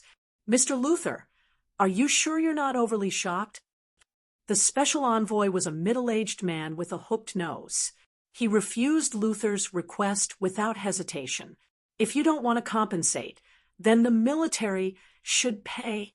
In short, your incompetence has caused me great losses. You have to give me an explanation." The long-haired Lex Luthor ignored the angry stares of the special envoy and Swanwick. His expression was solemn and serious. Luther was different from Bruce, who was severely constrained, and Thea, who had just taken over the group. His personal prestige was at the top of the group. He had hidden some technological weapons and secret bases all over the world, always in case of sudden changes. He didn't care how much the building and the employees' pensions cost. He just wanted to take the opportunity to get some benefits, such as the wreckage of the alien spaceship or Zod's body. But he seriously underestimated the military's fear of Superman. Dream on. You want the military to compensate. The military also provided protection. Now, most of the people who are treating the civilians are soldiers. Swanwick refused immediately. "No way. These things belong to the military. No one could touch them."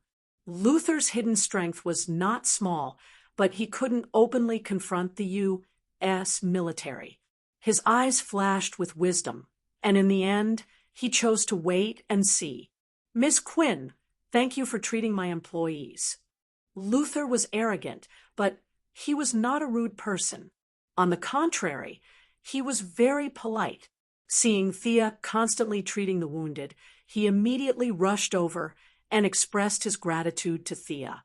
"Mr. Luther, you're too polite. This is what I should do. Your secretary, Miss Mercy Graves, is seriously injured. If you have a better way, you should treat her quickly." Thea wanted to see how Luther would respond. Luther's eyes flashed with a strange light. Thea did not intend to let go of this opportunity. She said with a hint of sarcasm, "Miss Mercy's name is not good." "Mercy? Pity. Mr. Luther only believes in himself. He doesn't need pity." Lex Luthor still maintained his demeanor, as if he hadn't heard anything. He nodded slightly. "I'm going to visit my employee." "Humph." Thea snorted softly. She didn't expect this little episode to defeat Luther. It had nothing to do with right or wrong. She just felt that the arrogance in his bones was annoying. The treatment lasted for 3 days. Whether it was the president or the various representatives, they went around the metropolis like a merry-go-round. Other than showing their presence, they did not provide any practical help. Because the nature of the incident had not been determined, was it a natural disaster or a man-made disaster? They couldn't even find the culprit.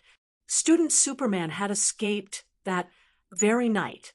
Now, the person who appeared in the metropolis was a young man from Kansas with old-fashioned eyes. His name was Clark Kent. There were injuries and deaths in the Daily Planet, so there were many vacancies. Naturally, he successfully obtained the position of an intern reporter. These Americans face blindness is too serious. This disease needs to be cured. Can't they recognize him just by wearing ordinary clothes and a pair of glasses? Thea saw Brother Superman pretending to be an ordinary reporter from the corner of her eye and couldn't help but think so. She was now sitting in the audience. A representative from Kentucky, Ms. Joan Vinci, was giving a passionate speech. Thea pretended to listen carefully and clapped from time to time to show her attitude. "Ms. Vinci, what you said was great." Thea said after the meeting, "Thea, you're getting more and more beautiful. What a sweet mouth." Joan Vinci was Moira's political ally. Whether Moira's next step was to enter Congress or run for governor, she would need a lot of supporters. Thea just showed her support and didn't say much. She now had more things to do than these politicians. The cake of rebuilding the metropolis fell into the hands of the Quinn Group. Just the initial estimate was that it could bring in a profit of $1 billion for the group. Luther was naturally jealous, but he was a high-tech group. He had no problem researching technology, but he had to stand aside when it came to building houses. And in the past 2 years, rebuilding Seaside City and Midway City, the Quinn Group's urban construction team was trained. A large number of skilled workers were hard work in itself, so it was useless for other groups to be jealous. After gaining a lot of reputation, the Quinn Group's new headquarters was officially built in the metropolis. The unlucky Luther gave up on the compensation. The original site of his group was forcibly requisitioned by the military because it was the crash site of the alien spaceship. He couldn't win against the military, so he had no choice but to gather his people and choose the site to rebuild Building L. In a short time, the bustling metropolis could be renamed as a big construction site because there were more excavators than cars in the city. That evening, Thea avoided everyone's gaze and changed into a yellow-light costume alone. She went to a hidden corner in the city. "Death Nell, what's the matter?" The burly Death, Nell walked out from the shadows. His originally burly body was now transformed by the energy of the light ring, making him as strong as a brown bear. "Boss, someone issued a high-reward mission in the underground world." Death Nell was hesitant, but he still said it. "I won't interfere with your mission. I remember I told you before." Death Nell organized his words and said cautiously, "According to my principles, I will accept it, but personally, I am very against it." Oh, Death Nell, who valued money more than his life, was there a mission that he didn't want to accept? Thea's curiosity was piqued. What mission?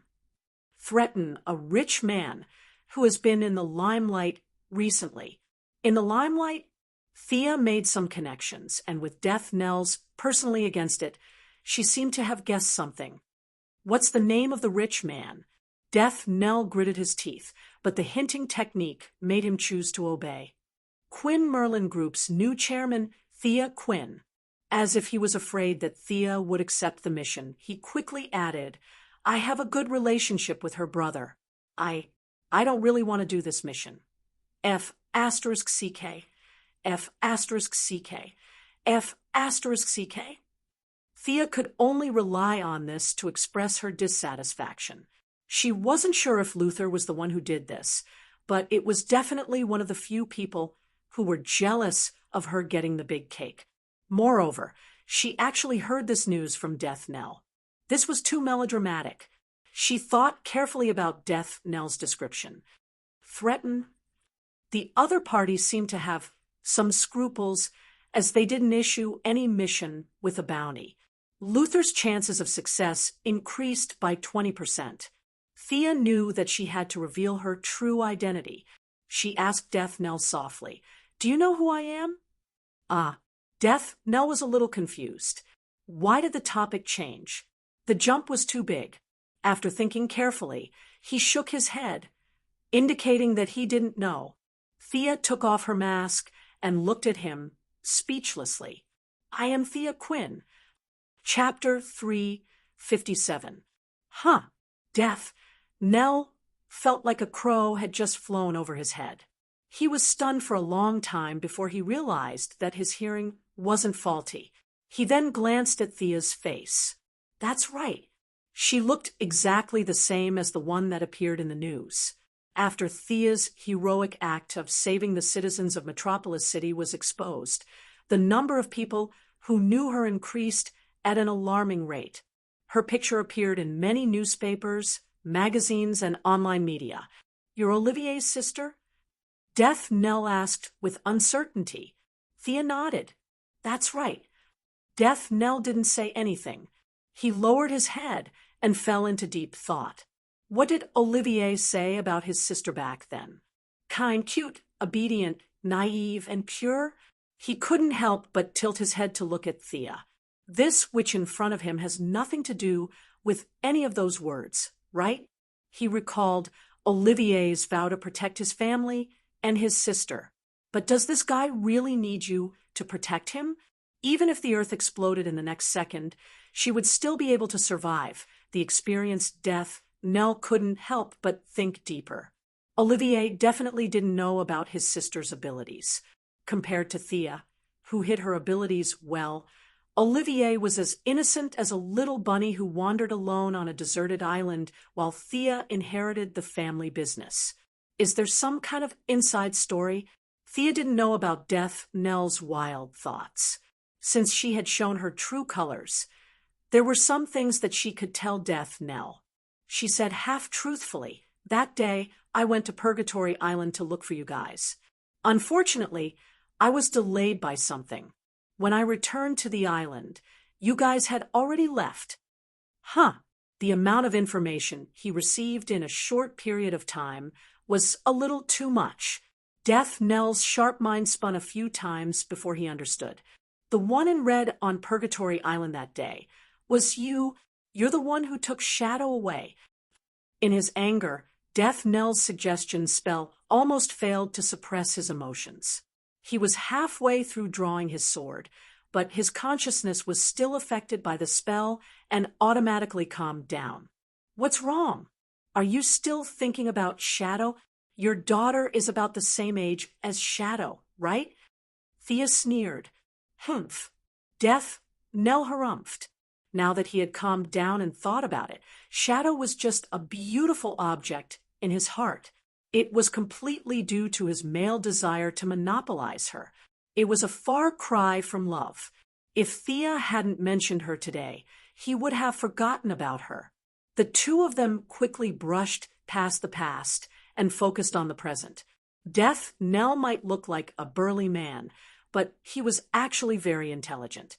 A few thoughts flashed through his mind, and together with Thea revealing her identity, he immediately thought of many things. You're competing with Luther? Do you suspect that he hired someone from the underground world?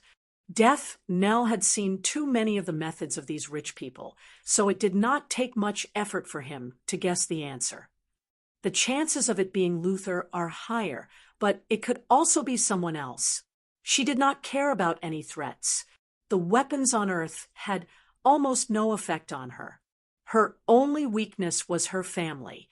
If she went all out, no matter how high Luther's IQ was, he would not be able to withstand a single blow from her. I know Lex Luthor. He's too smart. Even if you have superpowers, you can't underestimate him. Don't worry, I can roughly guess Luther's mentality. His intelligence made him who he is, but it will also destroy him. He's too arrogant, thinking that he can control everyone's fate. Humph, it's just because I stole his limelight. In a few days, he'll find his nemesis. Thea's words were a little confusing. Death, Nell did not fully understand, but he was not the type to get to the bottom of things. What do you need me to do? Infiltrate his inner circle and pass on a message? You don't have to do it deliberately. Let nature take its course. Luther doesn't trust anyone, so there's no need to waste your time. Your mission is to continue to take root in the underground world and understand all the dark corners of this world. Thea finished and thought for a moment. You can accept the mission to kidnap me. Just pretend to fight. As for Luther's side, use other channels to issue a mission, regardless of life or death. These rich people have nothing better to do. They just want to put on a show for others to see. As a mercenary, Death Knell was a little dissatisfied with this matter, but he still agreed. On the third day after the two ended their conversation, Thea was attacked. A few days later, she was attacked twice in a row. During the third attack, Death Knell personally took action, but he was repelled by Digger, who was armed with a simple frost gun. Thea was attacked, but Luther's side did not have it easy either. Within a week, he was attacked by gunmen 4 times. The last time, the mercenary Death Archer, who fought alongside Thea against the charm, which could not resist the temptation of money, and personally took action. He shot Luther's long hair from a distance, but the bullet was blocked by a layer of transparent energy shield. Subsequently, the underground world removed these 2 missions at the same time. Both of them revealed some technological equipment. As for whether it was active or passive, only they knew. Just as Thea predicted, Luther quickly shifted his attention. Ordinary business battles did not have much interest in him. He had his eyes on the superhero, who had recently risen in the metropolis, Superman. This pair of old enemies still had the fate of going against each other, because of the battle between Superman and Zod, where the spaceship destroyed his iconic building. The conceited Luther was jealous, dissatisfied, fearful, and other emotions mixed with hatred. As for Thea, because she was too busy, some people sent her a signal to stop, and she obediently withdrew the bounty.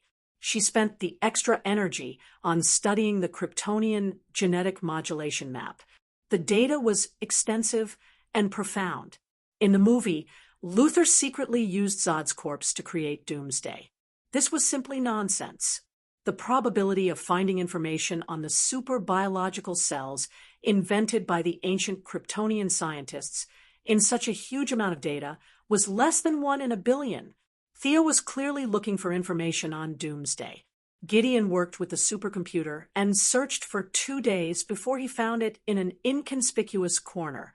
Luther was very smart and had the so-called level 9 intelligence, but this referred to his IQ. In terms of pure computing power, he could never catch up to an artificial intelligence. It was obvious that someone of a higher level had interfered with his judgment. The mastermind behind this, if there were no surprises, was Dawnstar Darkseid's uncle, the Wasteland Wolf. The other party definitely did not teach Luther the knowledge of Doomsday, just because he was a complete celestial being. There was a lot of inside information. Thea could not see the other party's intention at the moment. She could defeat mortals, but she was a little weak in the eyes of the new gods. She needed to plan ahead. Kill Luther directly? First of all, Luther was not easy to kill. Second, if Luther died, there would be others. There was a company of mad scientists on Earth. What was to come would come, and it would not stop because of one person's life or death. Thea did not want to run away. She wanted to see how strong these new gods were. She ordered Gideon to bring up all the information on Doomsday. She wanted to study it carefully to see if there were any flaws, and if she could even take Doomsday for her own use. Chapter 358. No, it's still not working. Thea flipped through the records of Doomsday from the past tens of thousands of years on Krypton. Countless scientists had tried to control Doomsday and make this biochemical weapon their own. Genetic modification, cell manipulation, targeted therapy, some methods that Thea could think of, and some that she had never seen before had been tested on Doomsday one by one. But all these attempts failed without exception. The scientists did not dare to let Doomsday's cells grow, so they had no choice but to seal off the Phantom Zone. Doomsday had been resurrected twice over the past tens of thousands of years. Although the Kryptonians did not have the power of Superman, they still found Doomsday's weakness, which was his fear of kryptonite. Both times, Doomsday was defeated by the sheer number of Kryptonians. The ancient Kryptonian god, Ra, once left a prophecy that Doomsday would return to the world. In order to prevent the recurrence of the disaster, the Kryptonian Supreme Council originally planned to destroy all the data, but in order to preserve the information of Doomsday for future generations, they finally chose to seal it. There were 3 conditions to resurrect Doomsday: Doomsday cells, Kryptonian corpses, and Kryptonian genetic modification technology. Now, Doomsday's cells were brought out by Zod, who was exiled to the Phantom Zone.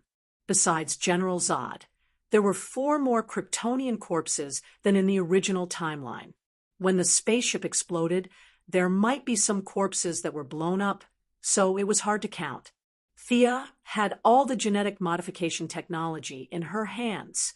When she first read the data, she was very rough. It was more like cutting than copying. Plus, the spaceship had crashed. At best, only 10% of the data was left for the military. Even this 10% was incomplete. Some of the data had conclusions, but no derivation process, and some had reasons, but no results. It was difficult for the scientists on Earth to derive anything from these incomplete data. Thea had tried to participate in the research of extraterrestrial technology, but the military's intention was obvious. They would only allow outsiders like Thea and Luther to participate if they could not find anything. As for Superman, he wanted to participate. He would wait until all the people on Earth were dead. Everything was back on track, and the citizens of the metropolis had recovered from the shock. The official data was that thousands of people were killed, but Thea was in charge of the medical cabin. According to the most conservative estimate, the death toll was no less than 5,000, and tens of thousands of people were missing. However, this was all Superman's fault and had nothing to do with her. She would rush to the alien planet every few days to modify Fiora's memory to the final stage. In the beginning, everything went smoothly. The image of General Zod gradually became an elder in Fiora's heart, a relative. Subconsciously, she did not reject this kind of scene. However, when it came to the change of allegiance, Thea felt a strong resistance. Fiora's recognition of her was really low. Thea refused to admit defeat and continued to increase her magic output. She had to convince her. Fiora, who was unconscious on the first day, subconsciously lost her loyalty and was filled with confusion. Thea took advantage of the situation, and the effect was remarkable. However, there was a sudden change on the second day. Fiora's allegiance was forcibly conjured up in her mind, and it was none other than Thea's old acquaintance, Clark Kent. Damn, do you know each other? You should pledge your loyalty to him. In the original space-time, you had at least fought with him once, but in this world, Fiora had only met him once when Superman surrendered. The two of them weren't familiar with each other at all. She had painstakingly spent half a day to train someone else's underling. Thea was not so selfless. Her magic continued to pour in. On the third day, something even more devastating happened. Perhaps Fiora really did not have a deep impression of Superman, and the idea of pledging her loyalty came and went quickly. However, there was an inexplicable mission to continue Krypton in her mind. It sounded great and noble, but Fiora's subconscious thought was that the way to continue Krypton's mission was to give birth to babies for Superman. Thea directly spat out a mouthful of old blood. Just thinking of the image made her irritated. She might as well pledge her loyalty to Superman. In desperation, Thea could only wake Fiora up. In order to get her wholeheartedly support, she had to break her original worldview. It was too easy to break the worldview of the Earthlings. She just had to drag them to another planet. Although it was more troublesome to deal with this Kryptonian, there were still ways. Where is this? Thea withdrew her magic from Fiora's mind. The Kryptonian's powerful self-healing ability kicked in. She quickly sat up and looked at the purple sky outside the house. She asked with uncertainty, "If Krypton and Earth are in the south of the universe, this is the west. It's a planet in Sector 1125. With the speed of your Kryptonian spaceship, you can return home in about 812 years." Thea replied with her arms crossed. It was good news that the Kryptonian spaceship did not start a war. "General, and the others?" Fiora's voice returned to normal, as if she was asking about something unrelated to her. General Zod was a true warrior. He was born on the battlefield, and he died on the battlefield. Thea had been studying Kryptonian genetic modification recently. The information revealed between the lines gave her some understanding of Kryptonian customs. For someone like Zod, who was born a warrior, dying on the battlefield was definitely more honorable than dying at home, especially since he was of the same generation as Superman's father. He was not young anymore. The destruction of the planet and the continuation of his race weighed heavily on his mind. It was not a bad thing for him to die on the battlefield. "Is that so?" "He died on the battlefield." Fiora was silent for a while. "You want me to be loyal to you? Sorry, I don't see that you have the ability to help me restore the glory of Krypton. You can kill me, but I will not be loyal to you." Fiora, I once said that you are short-sighted. My words are still true. You don't understand the true nature of this world. You want to see it?" Thea said with a faint smile, like a tempting demon. Fiora was actually hooked by her words. The true nature of the world. It sounded very high and mighty, but where was this thing? Could she see it? I want to see it. I have also sailed in the universe for many years and conquered countless planets. You are the most boastful person I have ever met." Fiora looked at her seriously after she finished speaking. "Let's go to space." She took the lead and walked out. Fiora thought for a while and followed her. When the two of them reached space, Thea immediately opened a wormhole and started a long-distance journey with Fiora. When they crossed the 16th wormhole, the surroundings were dead silent. It was as if they had walked into the desert of civilization. There were no more intelligent planets and no signs of life. Fiora could not hold it in any longer. "Where are you taking me?" "The end of the world, the edge of the universe." The continuous large-scale, long-distance warping consumed a lot of energy from her light ring. She had never been to this area before. There was only a void around them. Only her yellow light ring could emit some light, allowing the two of them to see each other. Chapter 359. The End of the World. Fiora's head was full of question marks. Wasn't this a philosophical concept? Did the universe really have an end? Curiosity killed the cat. Fiora felt that if she continued to follow Thea, she might be able to see something unimaginable. This Earthling's knowledge was beyond all the Kryptonian scholars she knew. "Let's keep going." Thea saw her hesitation and did not explain further. She opened a wormhole and continued to follow the coordinates in her mind. Yes, she was going to take Fiora to see the wall of origin, the boundary of the universe. If Thea could maintain a complete worldview after seeing the wall of origin, she could only say that she was impressed. During the battle with the Parallax Demon, as the first person in the world to wear a dual-color light ring, the light ring showed Thea the existence of the wall of origin and left a unique coordinate.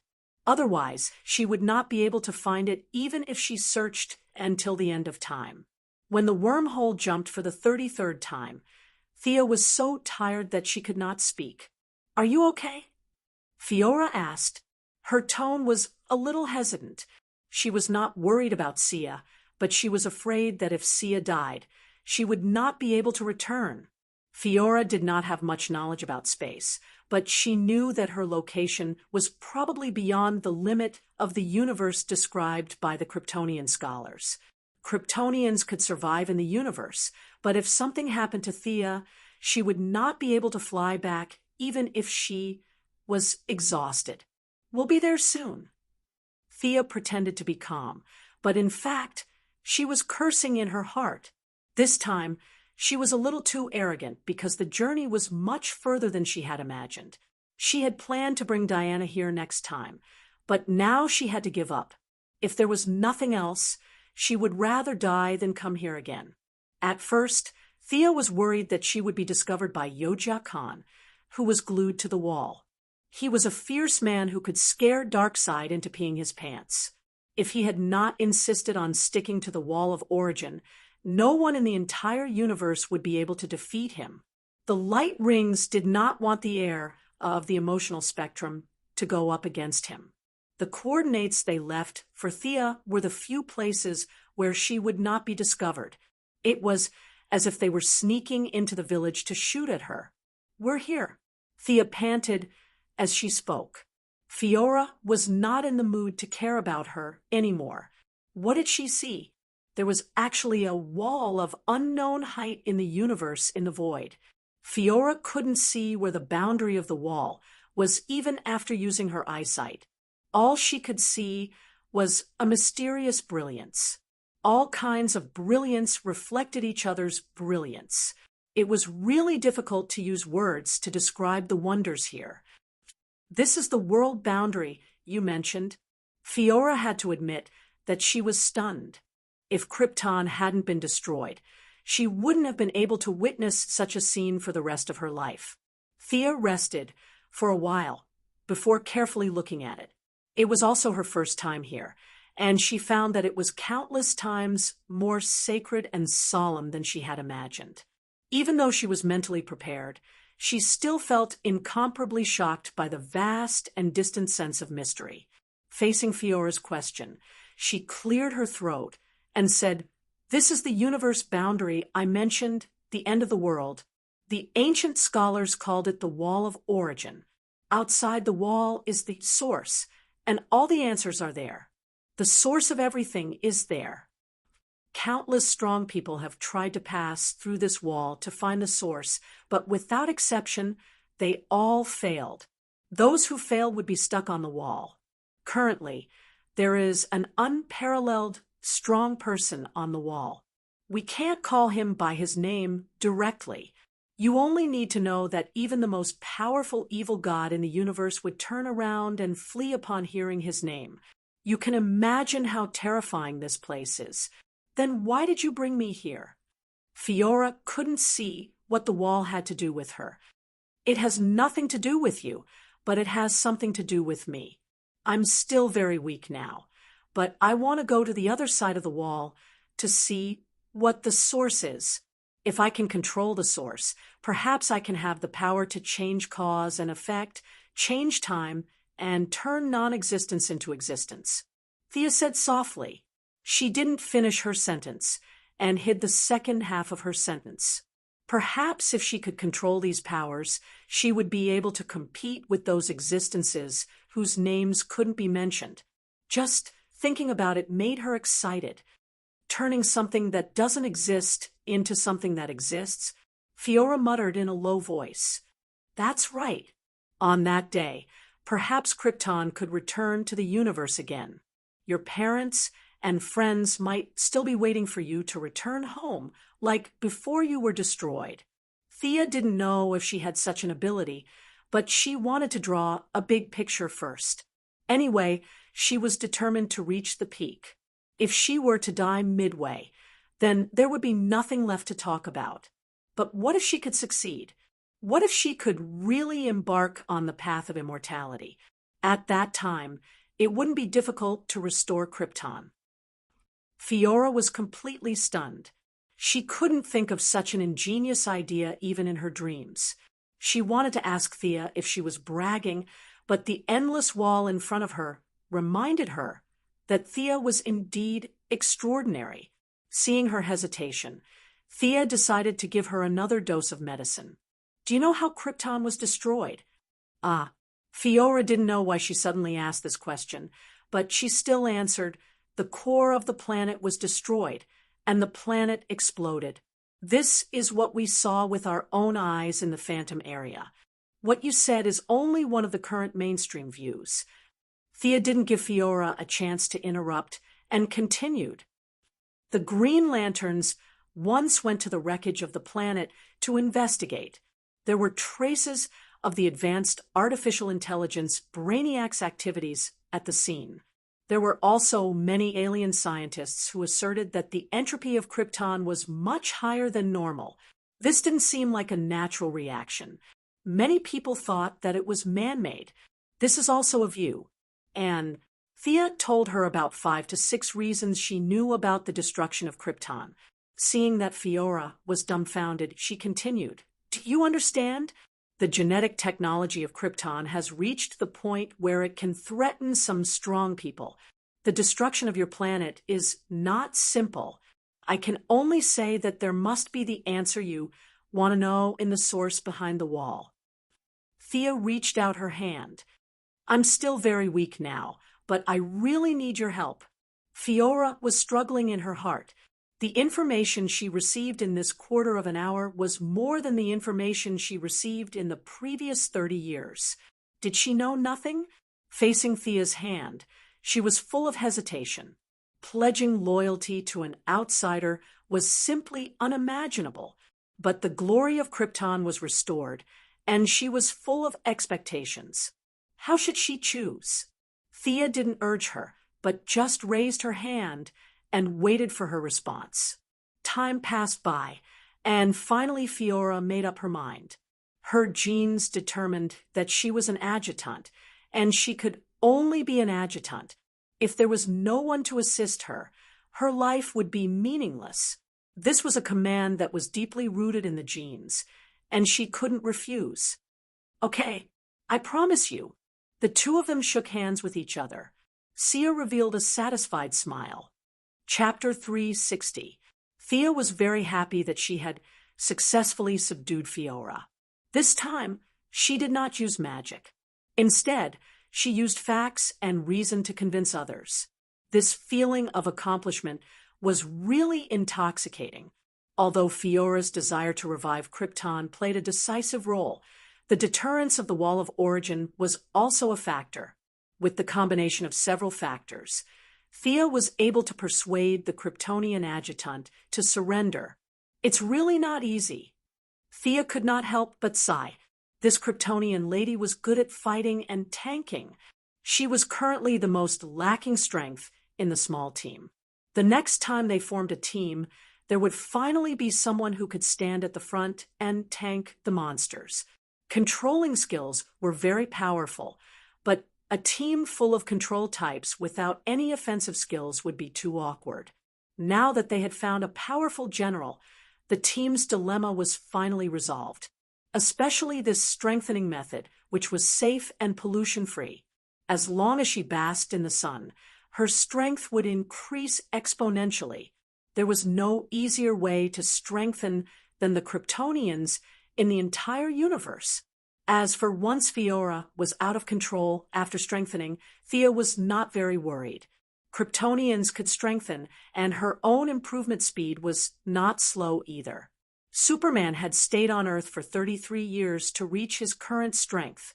Fiora would not be able to catch up with Thea even after basking in the sun for 1.5 years. Coupled with the genetic modification of the Kryptonians, they were more straightforward. Like Superman, Supergirl, and Zod, they were the kind of people who did what they said and did. They were almost simple-minded people. From the perspective of the mind-playing game, 100 Kryptonians were no match for one Earthling. Thea did not stay too long near the Wall of Origin. After recovering a little strength, she began the journey back with Fiora. After a few twists and turns, Fiora heaved a sigh of relief when she saw the traces of a civilized planet again. Previously, she was afraid that Sia would die from exhaustion, but now that she saw traces of intelligent life, she was finally not so worried. "What do you want to say?" Thea had used up a lot of her strength and needed to stop and rest from time to time. She saw that Fiora was hesitating to say something. "General's body. Can you help me get it?" Fiora asked uncertainly. "Don't worry.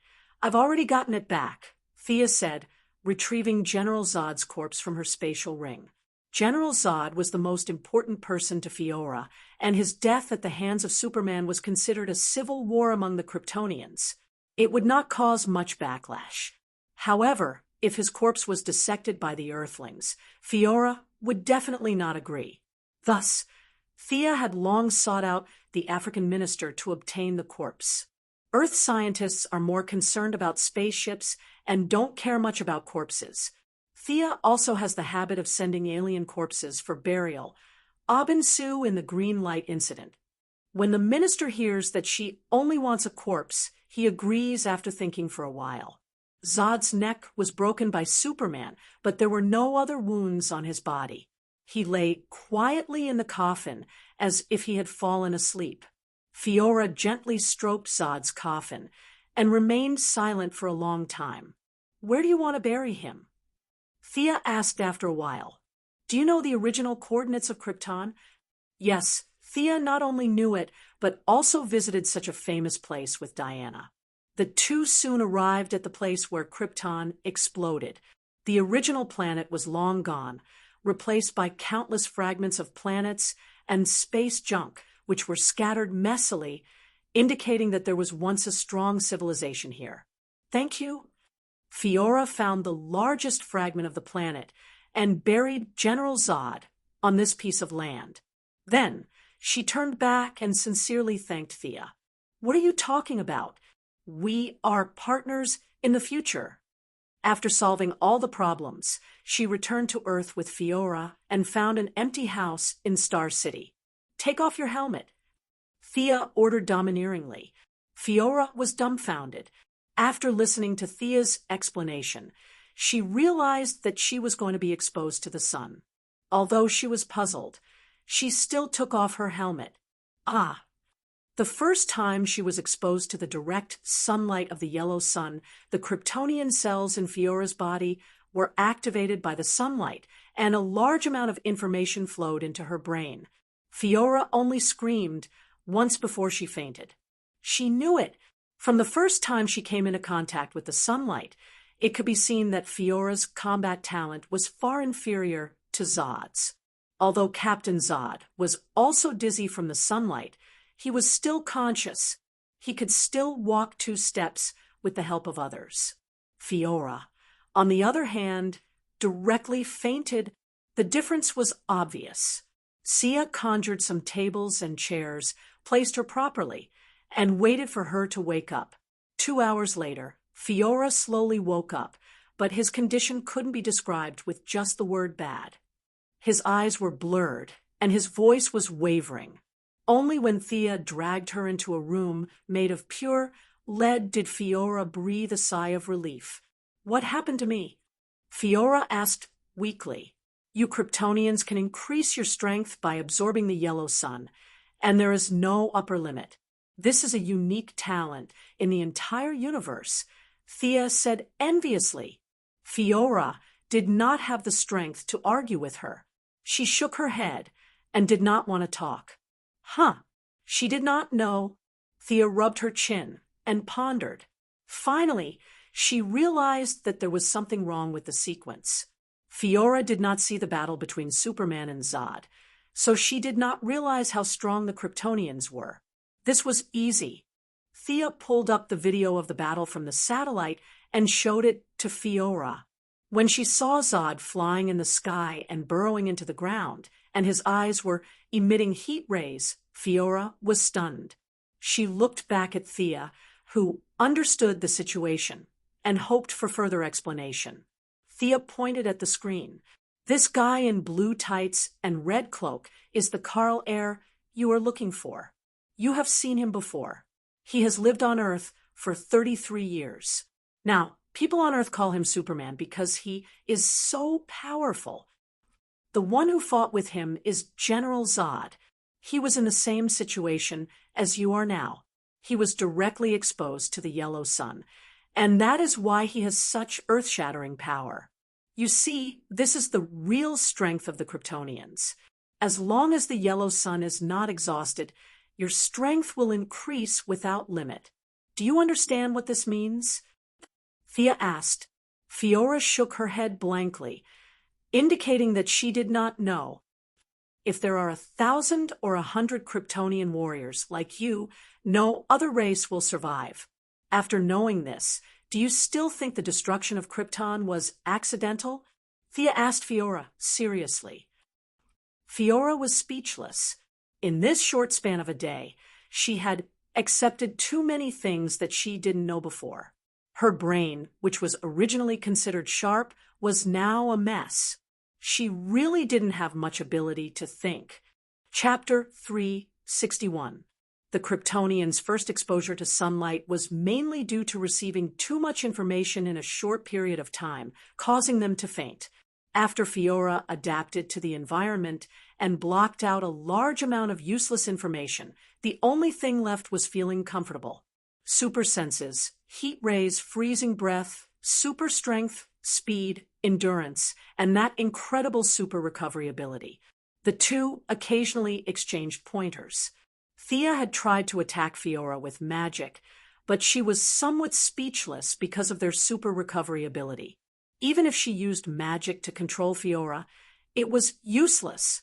Warriors like Zod and Fiora, who had conquered countless planets, had strong willpower. Their magic could not be controlled for long, so it was difficult to cause fatal damage to them in this limited time. For example, the Kryptonians were the type of people who had a long HP bar and fast recovery ability. Without kryptonite to weaken them, it was impossible to kill them. Usually, after casting a bunch of spells, the damage received would be offset by their strong recovery ability. When the Kryptonians woke up, they would be fine. If there was no kryptonite in this world, it would not be an exaggeration to say that the Kryptonians were gods walking on the ground.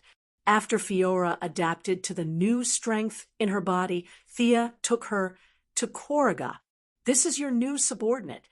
Thea and Sinisto met again. Both of them looked behind each other at the same time and were a little speechless. Sinisto's first two recruits were all normal people. Perhaps he felt that Thea's previous recruits, such as the dead people and the evil gorillas, were very different and cool. This time, he had also spent a lot of effort to find two subordinates with unique bones to compete with them. But he did not expect Thea to change her style and take the normal route this time. His original intention to compete with her was like a punch to the air. Thea looked at the two subordinates that Sinisto had recruited this time and could not help but sigh. The universe was so big that it was full of strange things. One of them was called Sludge, a cell-like creature. Its outer membrane was a corrosive liquid, and its insides contained the corpses of many enemies. Usually it would lie on the ground in a green mass, but it could barely maintain a human form during battle. The other fellow was even scarier.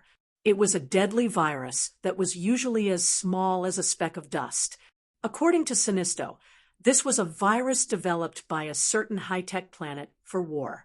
They kept iterating on the virus and finally produced a super virus with intelligence. It was the microbe in front of Thea. It named itself Dispersus. Your new subordinate is a Kryptonian? Are there any survivors after the destruction of Krypton? Sinisto originally thought that Fiora was an Earthling, but the light ring's skin gave him a slight shock.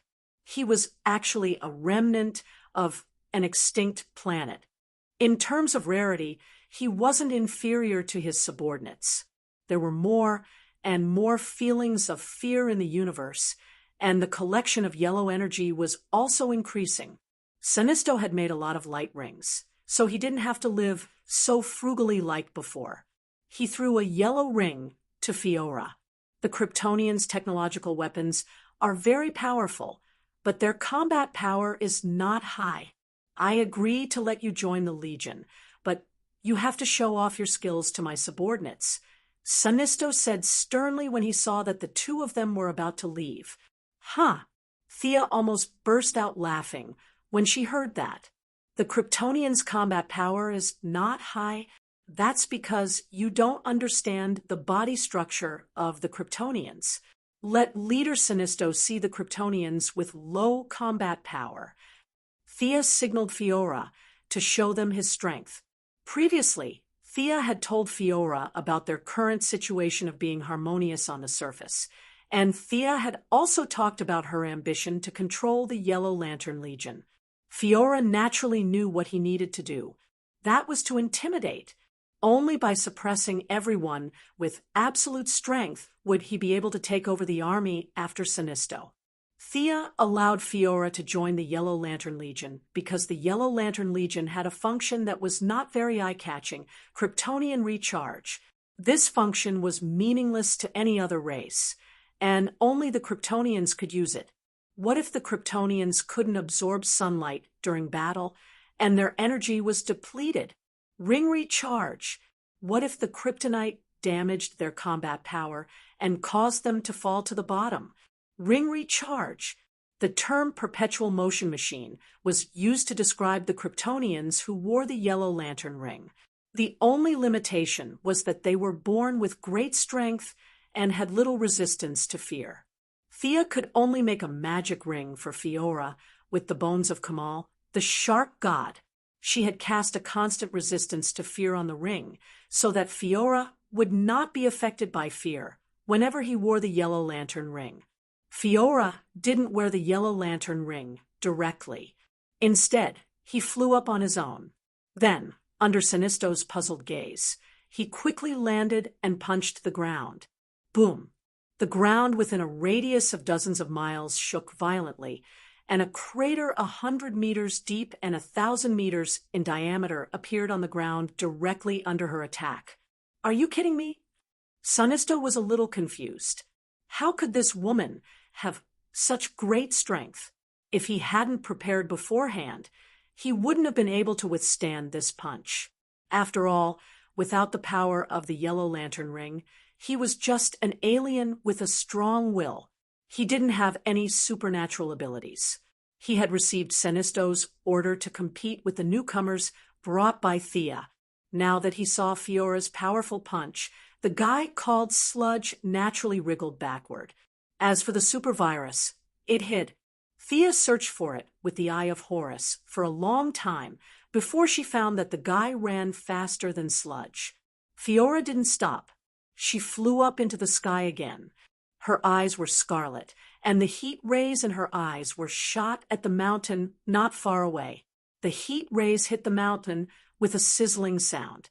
When the smoke and dust dispersed, the symbol of the Yellow Lantern Corps was engraved on the mountain. Well, not bad. Thea cheered for her own people loudly. She cast a fluorescent spell, and the symbol on the mountain emitted a yellow light. From afar, it looked like a sacred place. Well, not bad, not bad. Sinisto praised insincerely. After seeing the two of them leave, Korriga heaved a sigh of relief. He was originally determined to rebel, but now he couldn't help but hesitate. To be honest, he was really surprised that an unknown Kryptonian could be so powerful. Could there be a stronger race in the universe? Those people didn't need any emotional energy and could fly in the sky and burrow into the ground with their own strength. Everything now had Green Lantern in front of him. If Green Lantern was killed, the task of maintaining the order of the universe would fall on him. Sinisto was a little hesitant. If 100 or 80 Kryptonians like the one just now came, how could he resist? He had seen the performance of his subordinates. They ran very fast. If he relied on them, he wouldn't even know how he died.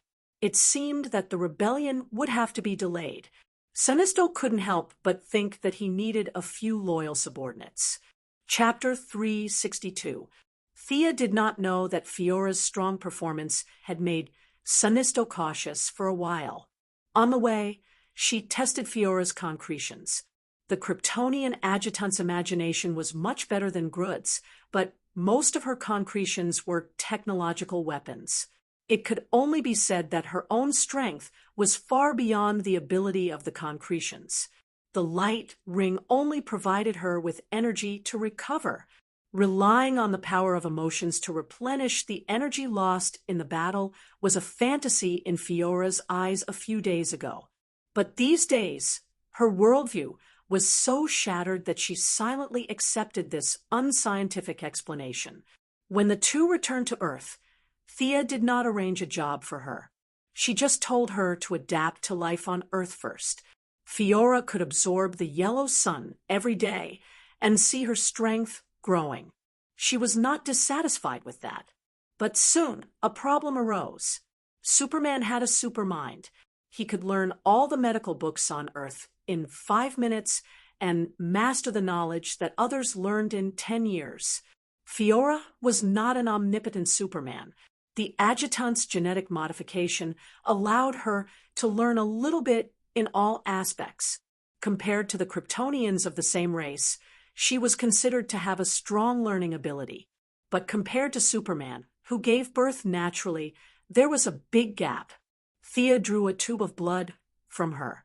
The needle was naturally made of kryptonite. In the original spaceship, in order to transform the Earth's climate, it was divided into 2 parts.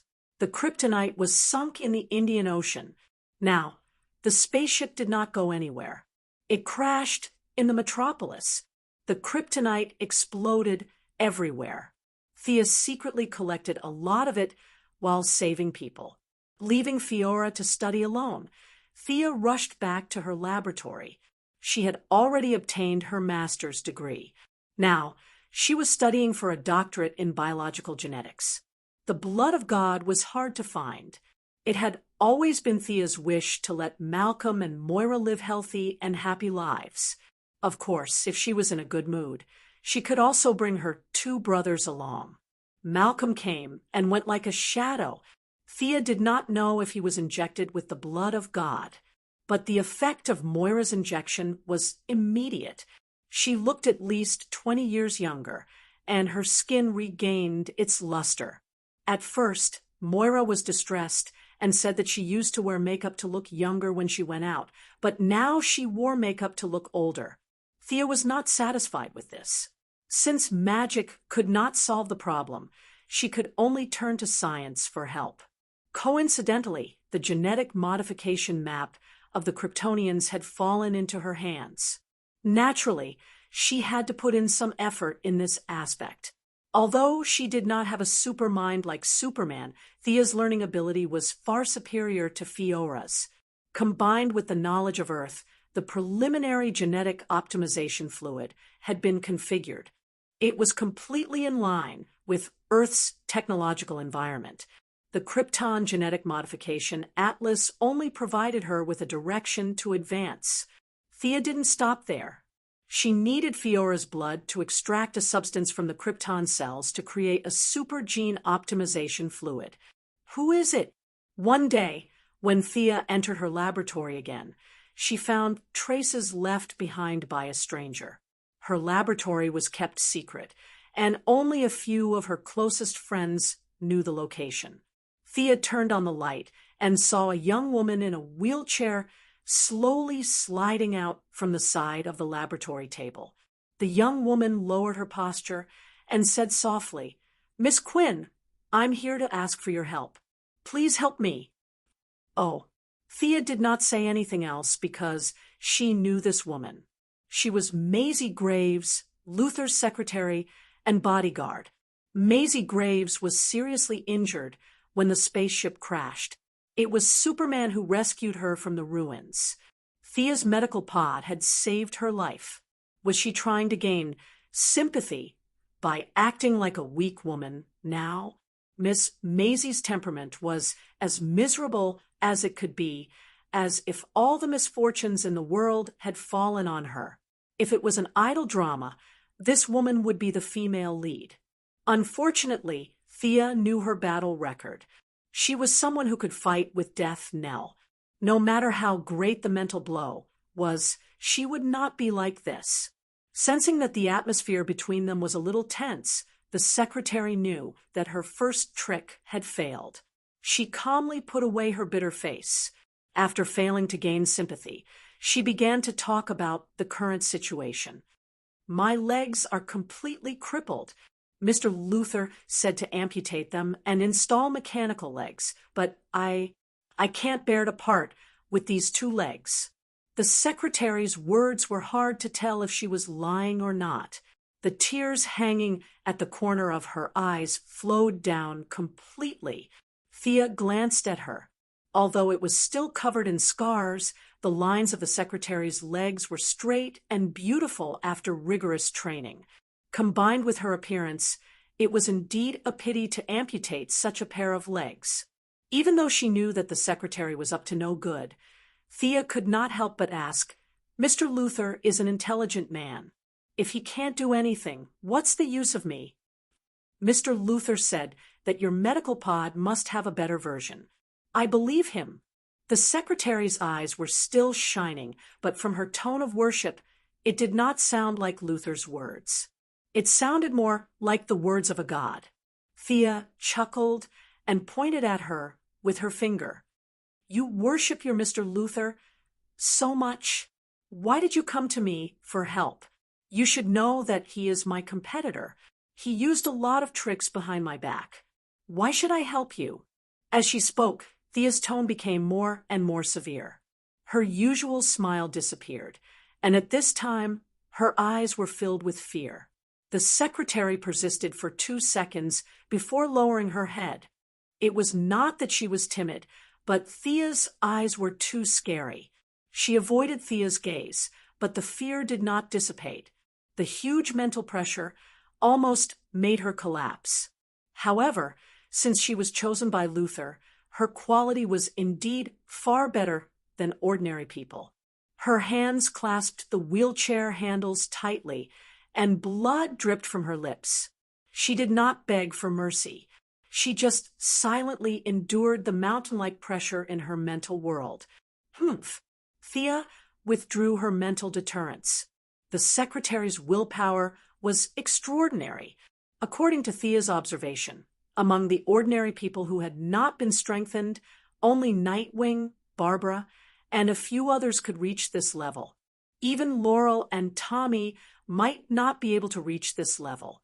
Of course, Batman was not in the discussion. You are indeed not an ordinary person. My judgment was right, the secretary said, panting. Of course, Thea would not admit it. It's just a simple psychological hint. The secretary did not care about her explanation. Mr. Luther used to consciously collect information on all the special people in the world. I am the one in charge of this work. This lady has been with you a lot in the past few years. After that, the secretary threw a large folder to Thea. Thea pulled out the first page, and what greeted her eyes was an old black and white photo. It was the photo of Diana in the village in Belgium, the one taken with Steve, and the others after killing the German soldiers. Chapter 363. Good stuff. Thea looked around. She wasn't a photographer, so she couldn't tell if it was the original or not. The only pity was that she had scruples about the timeline. Otherwise, she would have taken a photo and given it to Diana today to reminisce about the past. Although the person in the photo was Steve, Thea didn't tear it up like in the TV series. After all, it was a memento. It would be a pity to tear it up. She took out a few more pieces of paper from the folder. Without exception, they were all shots of Diana in the city. Some were from the front, and some were from the side. She also included a lot of records of the citizens that Diana had met. The secretary organized it very carefully. When she spoke, what she said, what her accent was, the climate at the time, the clothes she wore, etc. There were even a few photos of Thea. Although she was very careful, Diana didn't care. Thea didn't want to be like a thief on a date. At first, she tried to cover it up, but later, she just let her be. So it wasn't surprising that Luther's satellite could capture her. Miss Secretary, what can these things prove? Thea flipped through the papers. On the day of the battle with the Parallax Demon, the scene was surrounded by yellow fog. The world's satellites only captured some blurry figures. There was no real image at all. This was also the reason why Superman was called the first superhero. It was because the previous information was too fake. The battle between Superman and Zod was real and clear. The secretary couldn't figure out the details between Thea and Diana. She could only rely on the inherent impression. Personally, she felt that Thea might be stronger. She said vaguely, "Your female companion's appearance hasn't changed in 100 years. Is it because—" Thea looked at her watch. She was a little annoyed after talking nonsense with the secretary for half an hour. "Even if I can cure you, are you sure you can still gain Luther's trust?" It wasn't that Thea didn't think of bribing her, but it was just a thought. It was impossible that Luther wouldn't suspect her. The secretary's reaction was not beyond her expectations. Her voice was still calm, but there was a trace of sadness in her words. "I'm asking you for help. No matter what the result is, Mr. Luther will definitely not trust me." "Then why did you come looking for me? Are you crazy?" Thea sometimes felt that there was something wrong with the brains of all the heroes and villains in this world. Luther and the secretary in front of him looked like smart people, but one thought he was a god, and the other was paranoid to the extreme. Were there no normal brain circuits in the world? The atmosphere between them was a little tense. Just as Thea was about to kick her out, the secretary finally said, "Mr. Luther doesn't trust anyone, whether I ask for help or not. I'm really impressed. Let's talk about business principles. How can you help me?" "Help you erase all the video data?"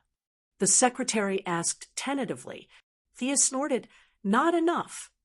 "If she deleted the current ones, what about the future ones? There were so many satellites in the world. There must be others that could capture the two of them. This condition was too cheap. I'll work for you on the premise that I don't betray Mr. Luther." The secretary proposed a bargaining chip that she thought was rich enough. To be honest, Thea was not very satisfied with this condition, but after thinking for a moment, she agreed. "When Luther abandons you again, you can come to me. I'll take you to see the world that you don't understand. By then, you'll know how narrow-minded you are." It was the same familiar tone and the same familiar feeling. It was similar to the words used to fool Fiora. But for a native of Earth, there was no need to take her to visit the Wall of Origin. Otherwise, if she brought 100 people to watch every day, the Khan on the wall would jump down and kill her. What Thea valued was not her power, but the emotional power contained in her body.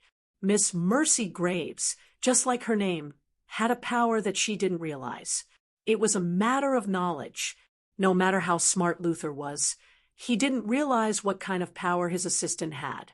Like the Yellow Lantern's fear and the Green Lantern's courage, compassion was a necessary emotion for the Green Lantern Corps. They were originally a Lantern Ring tribe, secretly established by Abin Su. The star field where they were located was unknown to outsiders. They didn't show their true colors until the Dark Night. However, Abin Su's ring recorded the coordinates of this star field. Later, he passed the ring to Hal Jordan. Coincidentally, Thea also wore the same ring. Hal Jordan couldn't see what the lone coordinate represented, but Thea knew that it must be the base of the Green Lantern Corps. The secretary was still far from being truly loyal. Only after being abandoned again could she change the target of her compassion. Only then could she truly be used by Thea. Thea invested in the present for Death Bell, Poison Ivy, and the others. As for the secretary, she invested in the future. With a snap of her left hand, the secretary couldn't resist the impact of her consciousness and fainted. It wasn't difficult to cure her disability.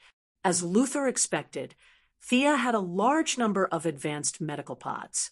Thea used her X-ray vision to check her body and confirmed that there was no tracking device.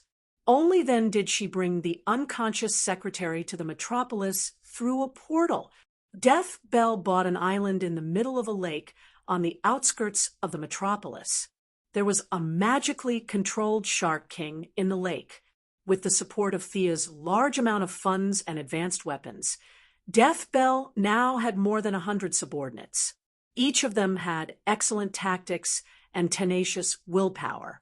It was effortless to send them out to assassinate the chiefs and generals of small countries. Boss, that's rare. Who's the one behind you? The one who greeted Thea with a smile was Poison Ivy. Now, Thea's subordinates addressed her indiscriminately. Some called her boss, some called her boss, and some called her General like Fiora. Thea didn't care. She could call her whatever she wanted. Thea wrapped the secretary with her spiritual energy. There were too many medals in her wheelchair, so Thea threw her in Star City. This woman used the third medical pod. After the treatment, knock her out and send her back to the Luther group. Thea opened the door and went back to Star City. She hadn't finished her experiment for the day. Ayaya, what a pretty lady. TSK. Poison Ivy was a biochemistry graduate after all, so she was more educated than Death Nell and the other mercenaries. She was in charge of a few medical cabins that weren't on the market. Even though Poison Ivy hadn't done anything earth-shattering yet, she was already quite famous in the mercenary industry. She carried out Thea's orders thoroughly. She controlled the plant and pulled the secretary into a special room. The plant's poison had subtly changed her body and personality. She didn't even realize that she was a completely different person from before. She looked left and right to make sure that no one was looking at her. She took off the secretary's clothes. Even if someone asked, she would use the excuse of checking her injuries. As for whether it was true or not, only God knew. Chapter 364. The next day, when the secretary woke up, she found that she had returned to her residence. Her wheelchair was beside the bed. She moved her toes nervously and found that the familiar feeling had returned. She turned over and sat up. The harsh training had restored her calmness. If it weren't for the clothes on her body, she would have suspected that yesterday's experience was a dream. Hiss. After standing up, she found that her lower body was a little sore. She reached out and touched it. There were obviously some indescribable traces. Thinking of the relationship between Thea and Diana, she couldn't help but think more. Although it felt a little strange, she was still very excited that her body had regained the ability to move. She tried to take a few deep breaths to restore her calmness. Only then did she dress up and go to work at the Luther group. Lex Luthor acted as if he didn't see her amputated leg yesterday, but she could walk as usual today. He continued to instruct her to do her work as usual, and then waved his hand to dismiss her. The secretary, who was originally a little excited, felt as if a bucket of cold water had been poured over her head. The joy in her heart disappeared, and only bitterness and grief remained. On the African prairie, in a wooden house in Ethiopia that didn't communicate with the outside world, the house was filled with a tempting fragrance. Thea and Diana had a very long practice with a warm and tense atmosphere. The effect of magic to transform the body was not as good as divine power, but it was more or less. Recently, Thea had been violently absorbing sunlight and moonlight. Her physical level was rapidly catching up with Diana. At this time, the practice could go back and forth for a few rounds. Is there any problem with the daily management of the temple? Diana stood up and gracefully wrapped her body with a bath towel. She asked Thea, who was combing her hair. Well, the Isadora you recommended is indeed a fanatical believer of the moon goddess. Under her leadership, many nearby citizens have a shallow level of faith. I can even absorb the power of faith from the temple. I think the situation with the moon goddess will be much better. Thea was very happy to mention this. Initially, with the addition of the water element to her body, Thea's overall magic power had decreased a little in order to balance the various elements. But with the reconstruction of the Temple of Artemis, the statue that Thea left on Paradise Island had transmitted a lot of faith power to her through some unknown attraction. This power of faith was provided by the Amazon female warriors in the past 100 years. The amount of faith was not much, but it was pure enough. The power of faith had been converted into divine power and then into magic power, greatly making up for the previous deficiency. Her overall magic power had even increased by a notch. Now, Thea's 5 elemental magic powers were operating more flexibly and naturally. As long as she could find more earth element magic to add to her body, she would be able to form a perfect cycle in her body. Light, darkness, earth, fire, water, and wind elements would circulate. It would be an exaggeration to say that she would have an endless cycle, but her endurance would increase to an unimaginable level. Isadora is a member of Mother's personal guard. She has rich combat skills and is devout in her faith. I think it would be foolproof to have her in charge of the temple. Diana was generous with her praise for the person she recommended. Thea did not speak. At first, the temple was just to attract Diana's attention. Later on, Thea basically did not care about it. Everything was done by Bruce Wayne. He must have worked so hard to return the favor. Looking through the information provided by the secretary, Diana sighed when she saw the old photos. Just as she was about to speak, she sensed something and said sternly, "Someone is coming, and it's very fast." Thea looked outside the door and said softly, "Amanda, how did this guy find this place?" They looked at each other, a little confused. Fortunately, Amanda came quickly and pushed the door open and walked into the wooden house alone. "It's not easy to find you." Amanda's tone was calm, without the slightest hint of panic. She chose to ignore the fact that they were only wrapped in bath towels, their shining long legs, and their flushed faces. "You've been running all over the world. I've mobilized 30 satellites and 2 action simulation analysis teams to find you." "Oh," Thea nodded. She did not want to hide her relationship with Diana from anyone. She knew what she should know and would never know what she should not know. She was just curious about why Amanda was looking for her. "Amanda, we met 3 days ago. I even congratulated you for becoming the leader of the Heavens Eye Society." The Minister of Defense had just gained a foothold. Amanda had joined the Minister of Defense very quickly. With the help of the last charm witch incident, she had finally succeeded in becoming an official. The second in command had become the boss, and the boss had become the second in command. She had swapped positions with Steve Trevor, going from a subordinate to a leader. Thea was a little confused. She should be very busy now. It was not her style to be in such a hurry to block the door. Amanda smiled faintly. "I'm not looking for you. I'm looking for Miss Prince." "Looking for me?" Diana's beautiful eyebrows frowned. In this time and space, she did not have Steve's shackles. She had nothing to do with the Heavens Eye Society. Why would they look for her? Amanda did not intend to play games with them. 9 hours ago, there was a thief in the Black House. The thief was your friend, the archaeologist Minerva. She stole a dagger of unknown origin. Panther Lady. The name instantly came to Thea's mind. In the original time and space, Panther Lady used Diana's relationship to enter the Black House and stole the God-Slayer blade that was possessed by the cheetah god. After that, she used the dagger to stab herself in the chest and became the supervillain Panther Lady. But in this time and space, their relationship was just ordinary. Diana did not have too many entanglements with the Heavens Eye Society. Panther Lady still stole the Godslayer blade, as before. In the later stage, Panther Lady could scratch the running Flash, bite through Superman's skin, and infect Superman. All signs showed that this guy was not simply possessed. She might have been directly possessed by the cheetah god. Otherwise, how could an ordinary person be so powerful after being corrupted? This was too exaggerated. The surveillance video shows that she's extremely fast now.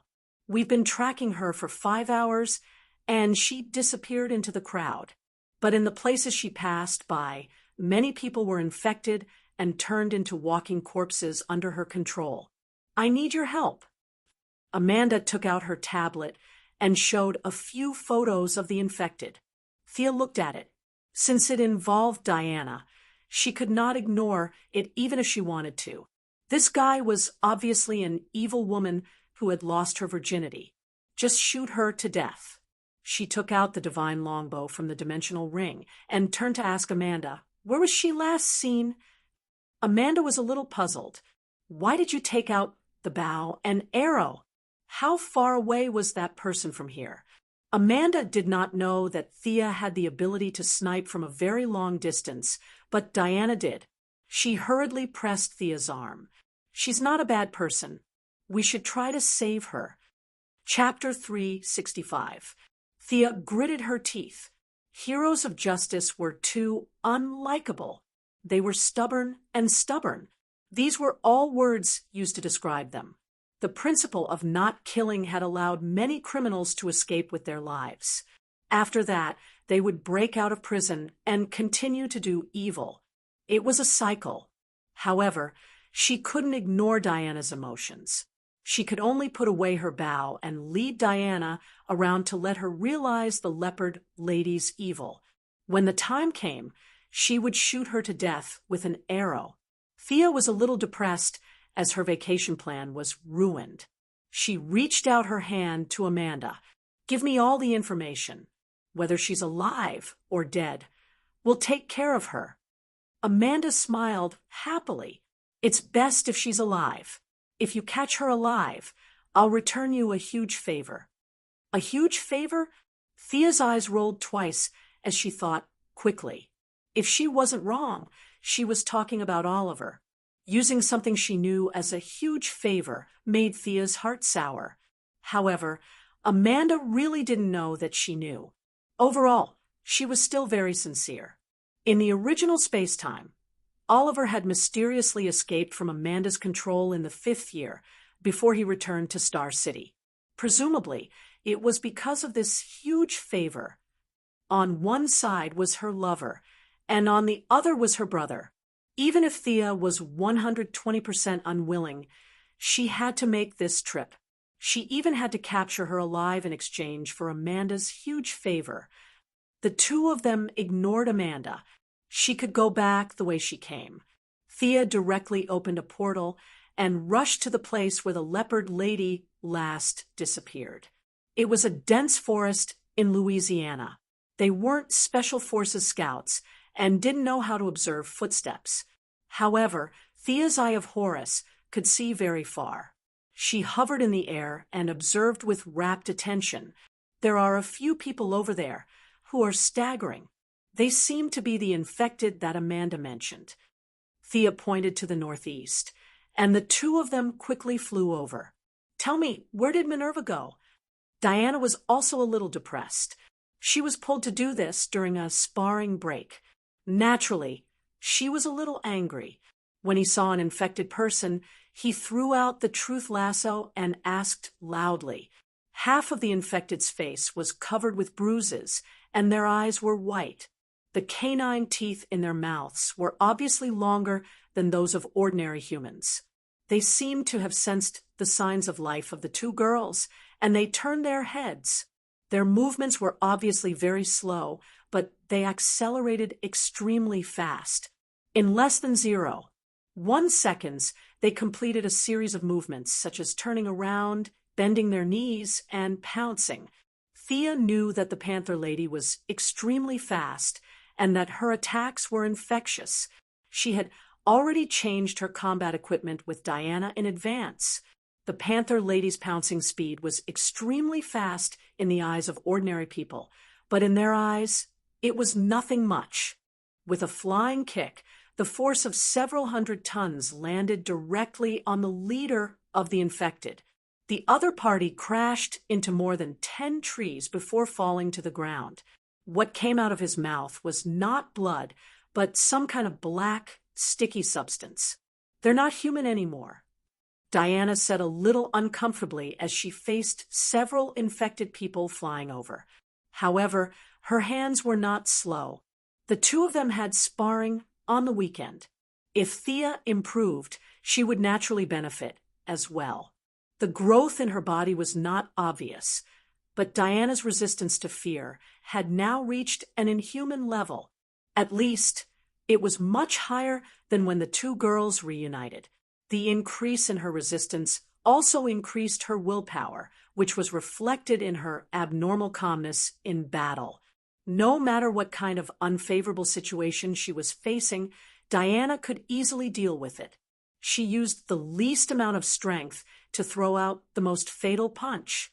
Her attacking style was unknowingly influenced by Thea. Fatal, efficient, and simple. This was Diana's current fighting style. Compared to the unskillful shield bashing of 100 years ago, her current fighting style was more artistic. Thea cooperated with her and drew her divine longbow.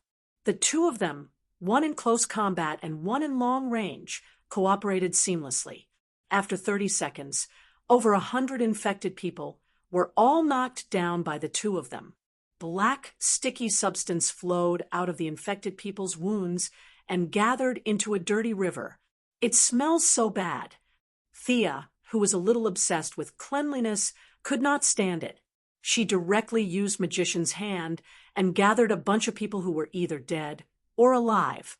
The freezing gun on the power armor froze the bodies, and the pungent stench was finally contained. What should they do next? Diana automatically looked at Thea. Just like the day when they left Paradise Island, Thea did not disappoint her. The secondary control system on her arm was connected to the mainframe of the Quinn group, and a large amount of information was analyzed and summarized. Combined with the simple clues given by Amanda at the beginning, Thea determined the next step. Minerva was originally adopted by a woman named Letta in Idaho. This woman seems to be running a religious school. Let's go there and see if there are any clues. Diana had no objections, and the two continued to fly northwest. The other party's school was built in an extremely remote area surrounded by mountains. Many local people's faces changed drastically when they talked about this school, and all of them kept their mouths shut. Sia finally got the detailed address from an old man with fear and hints. Since they were looking for clues, the two naturally would not fly there. Instead, they changed into casual clothes and drove a jeep. The two sitting in the jeep looked like adventure enthusiasts going out for a vacation. "Stop. This is our private property." The two women drove to a wooden fence, and a fierce woman with a submachine gun stopped their car. When it was time to show off her acting skills, it was usually Thea who went up to talk, and this time was no exception. Thea talked nonsense like a river, saying things like lost tourists and public-spirited female university students.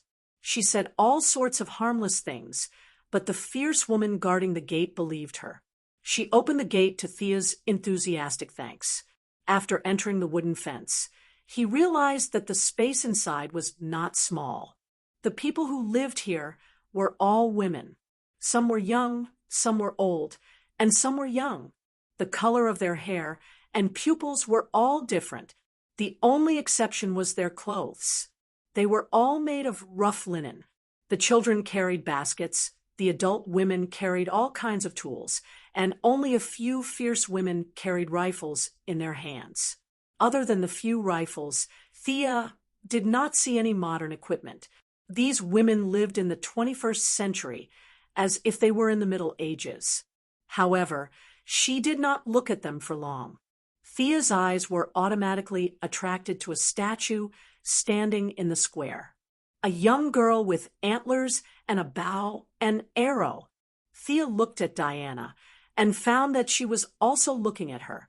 It was unbelievable. This statue was a statue of Artemis.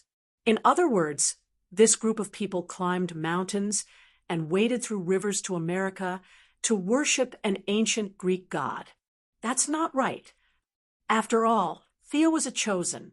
Her perception of the goddess was higher than Diana's. She quickly found the problem.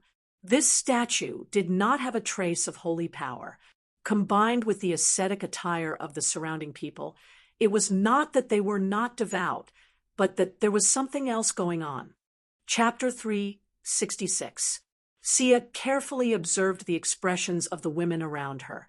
Pain, numbness mixed with cruelty. All kinds of emotions were mixed together, and it was difficult to determine their true feelings. The only thing she could be sure of was that they were not happy. This was not in line with the teachings of the moon goddess. Her teachings were cheerful girls in the forest. These people in front of her were far from cheerful. What should we do? Diana gave Thea a small look. The question was obvious. Thea shook her head slightly. She had already sensed the fluctuation of divine power. Although it was weak, the evil in the aura was obvious. On the surface, this place was worshipping the moon goddess. What kind of evil god was actually worshipped? Only the leaders knew. Ms. Letta, which god are you worshipping in the middle of the square? Aren't you Christians? Thea asked the old woman who was the leader. She had introduced herself earlier.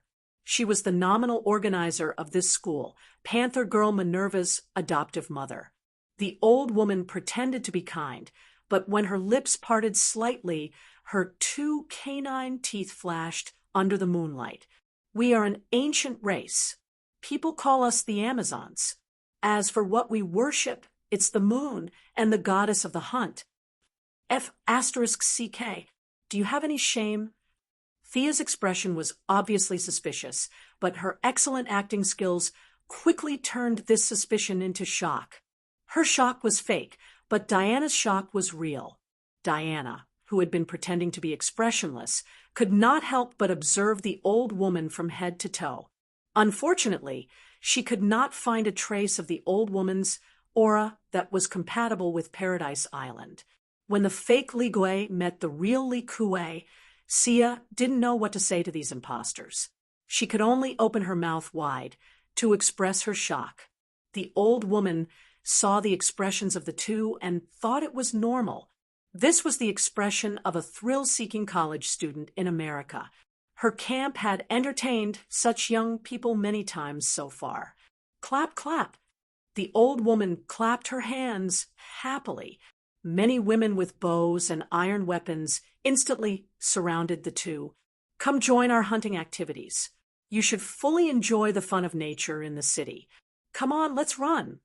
The old woman motioned for the crowd to make way for them to enter the depths of the forest. She looked at the two prey maliciously, expecting them to show a panicked expression. However, the two acted as if they didn't hear or see anything. Thea glanced around and saw that the other party's arrows were all made of stone, and the archers were a group of thin and weak women. Even Tommy and Laurel could kill them all, let alone the two of them who weren't human. She was different from Diana. Although she had been blessed by the gods, she was born with it. She didn't need to study it. She only needed to know how to use it. Thea's divine power was all pieced together. She scraped a little from one person and absorbed a little from another. Her research on divine power could be said to be the best in the world. Although there were some fluctuations of divine power in the campsite, most of it was emitted from this area. None of the women present were qualified to be the host. Thea originally wanted to act like a little white flower to trick the old woman, but she didn't expect the other party to be so anxious. She didn't even say a few words and revealed her fangs. Thea could only give up her initial plan. Since you like to play rough, we'll play with you. The old woman put on the face of a cultist during the day, but found that the other party was not afraid at all. Strange, the young people in the past would have been scared and ran forward trembling. Why weren't the two women afraid? There was a murmur in the air. It was as soft as the wind, but when the words fell into the old woman's ears, it was like thunder. She immediately reacted and ordered attack. Although the women felt that this was different from their usual habits, they still mechanically drew their bows and shot dozens of arrows at the two women. This level of attack was like a joke in the eyes of the two women. Thea raised her left hand, and a small whirlwind appeared around the two women. All the arrows were sucked in. She clenched her left hand, and the whirlwind trembled violently. The arrows that were mixed in the wind were directly shattered. Blasphemers! Kill them! The old woman shouted loudly, and at the same time, she retreated quickly. Thea couldn't let her run away. Dear, you can ask that guy. Diana had been holding back for a long time. She threw out the lasso of truth and tied the old woman up like a rice dumpling. She pulled the old woman back to the two women. Kill them! Kill them! The old woman was still in midair and was still shouting loudly. If it wasn't for her previous behavior of running away, one would think that she would rather die than submit.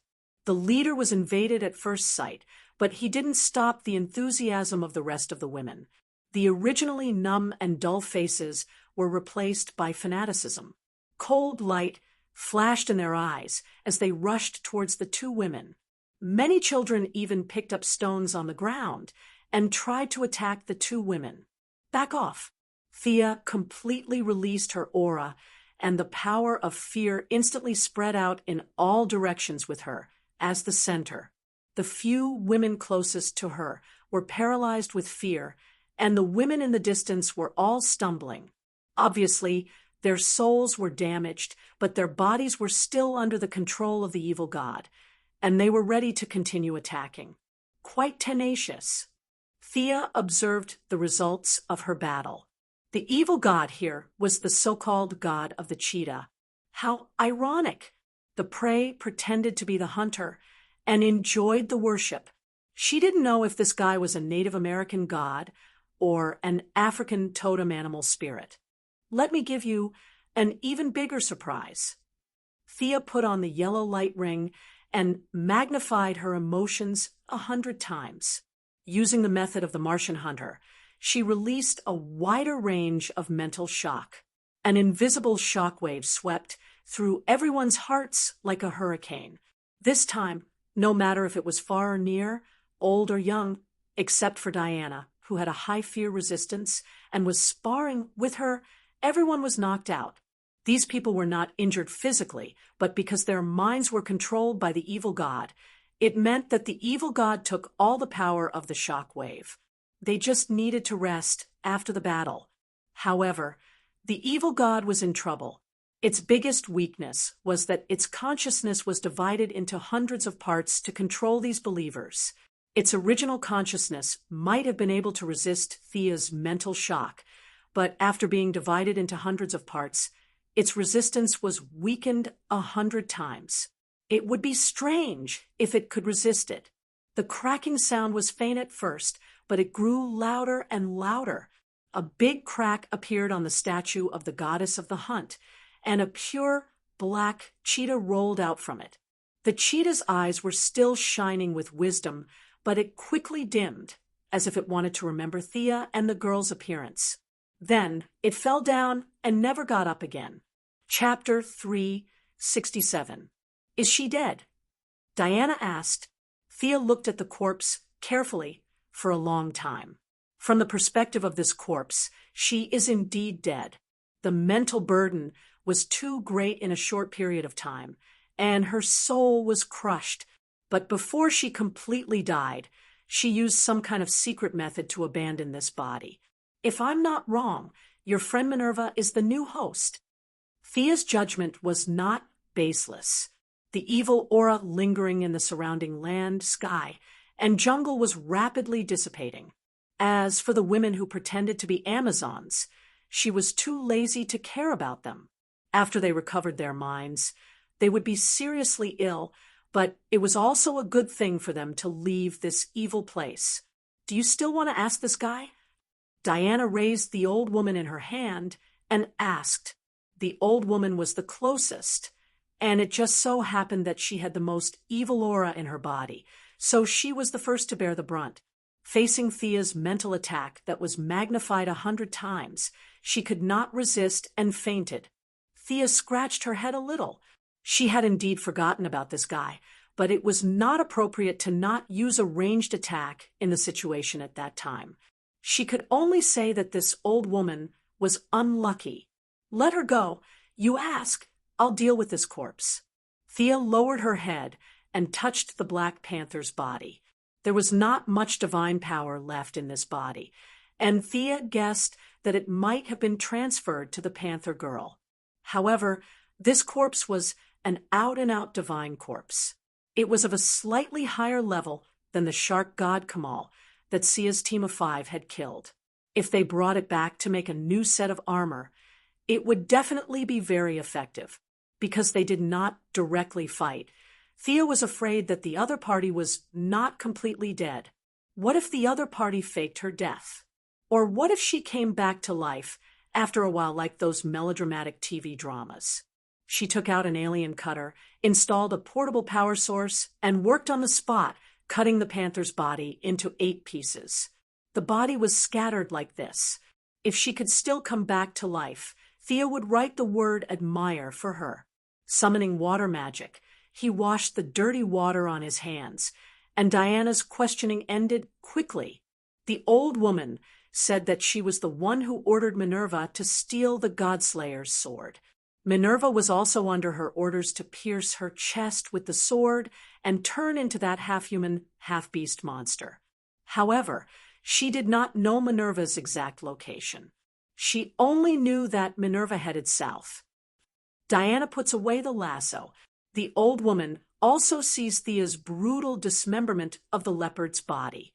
She seems to think of something and has a mental breakdown. South again. Thea was a little depressed.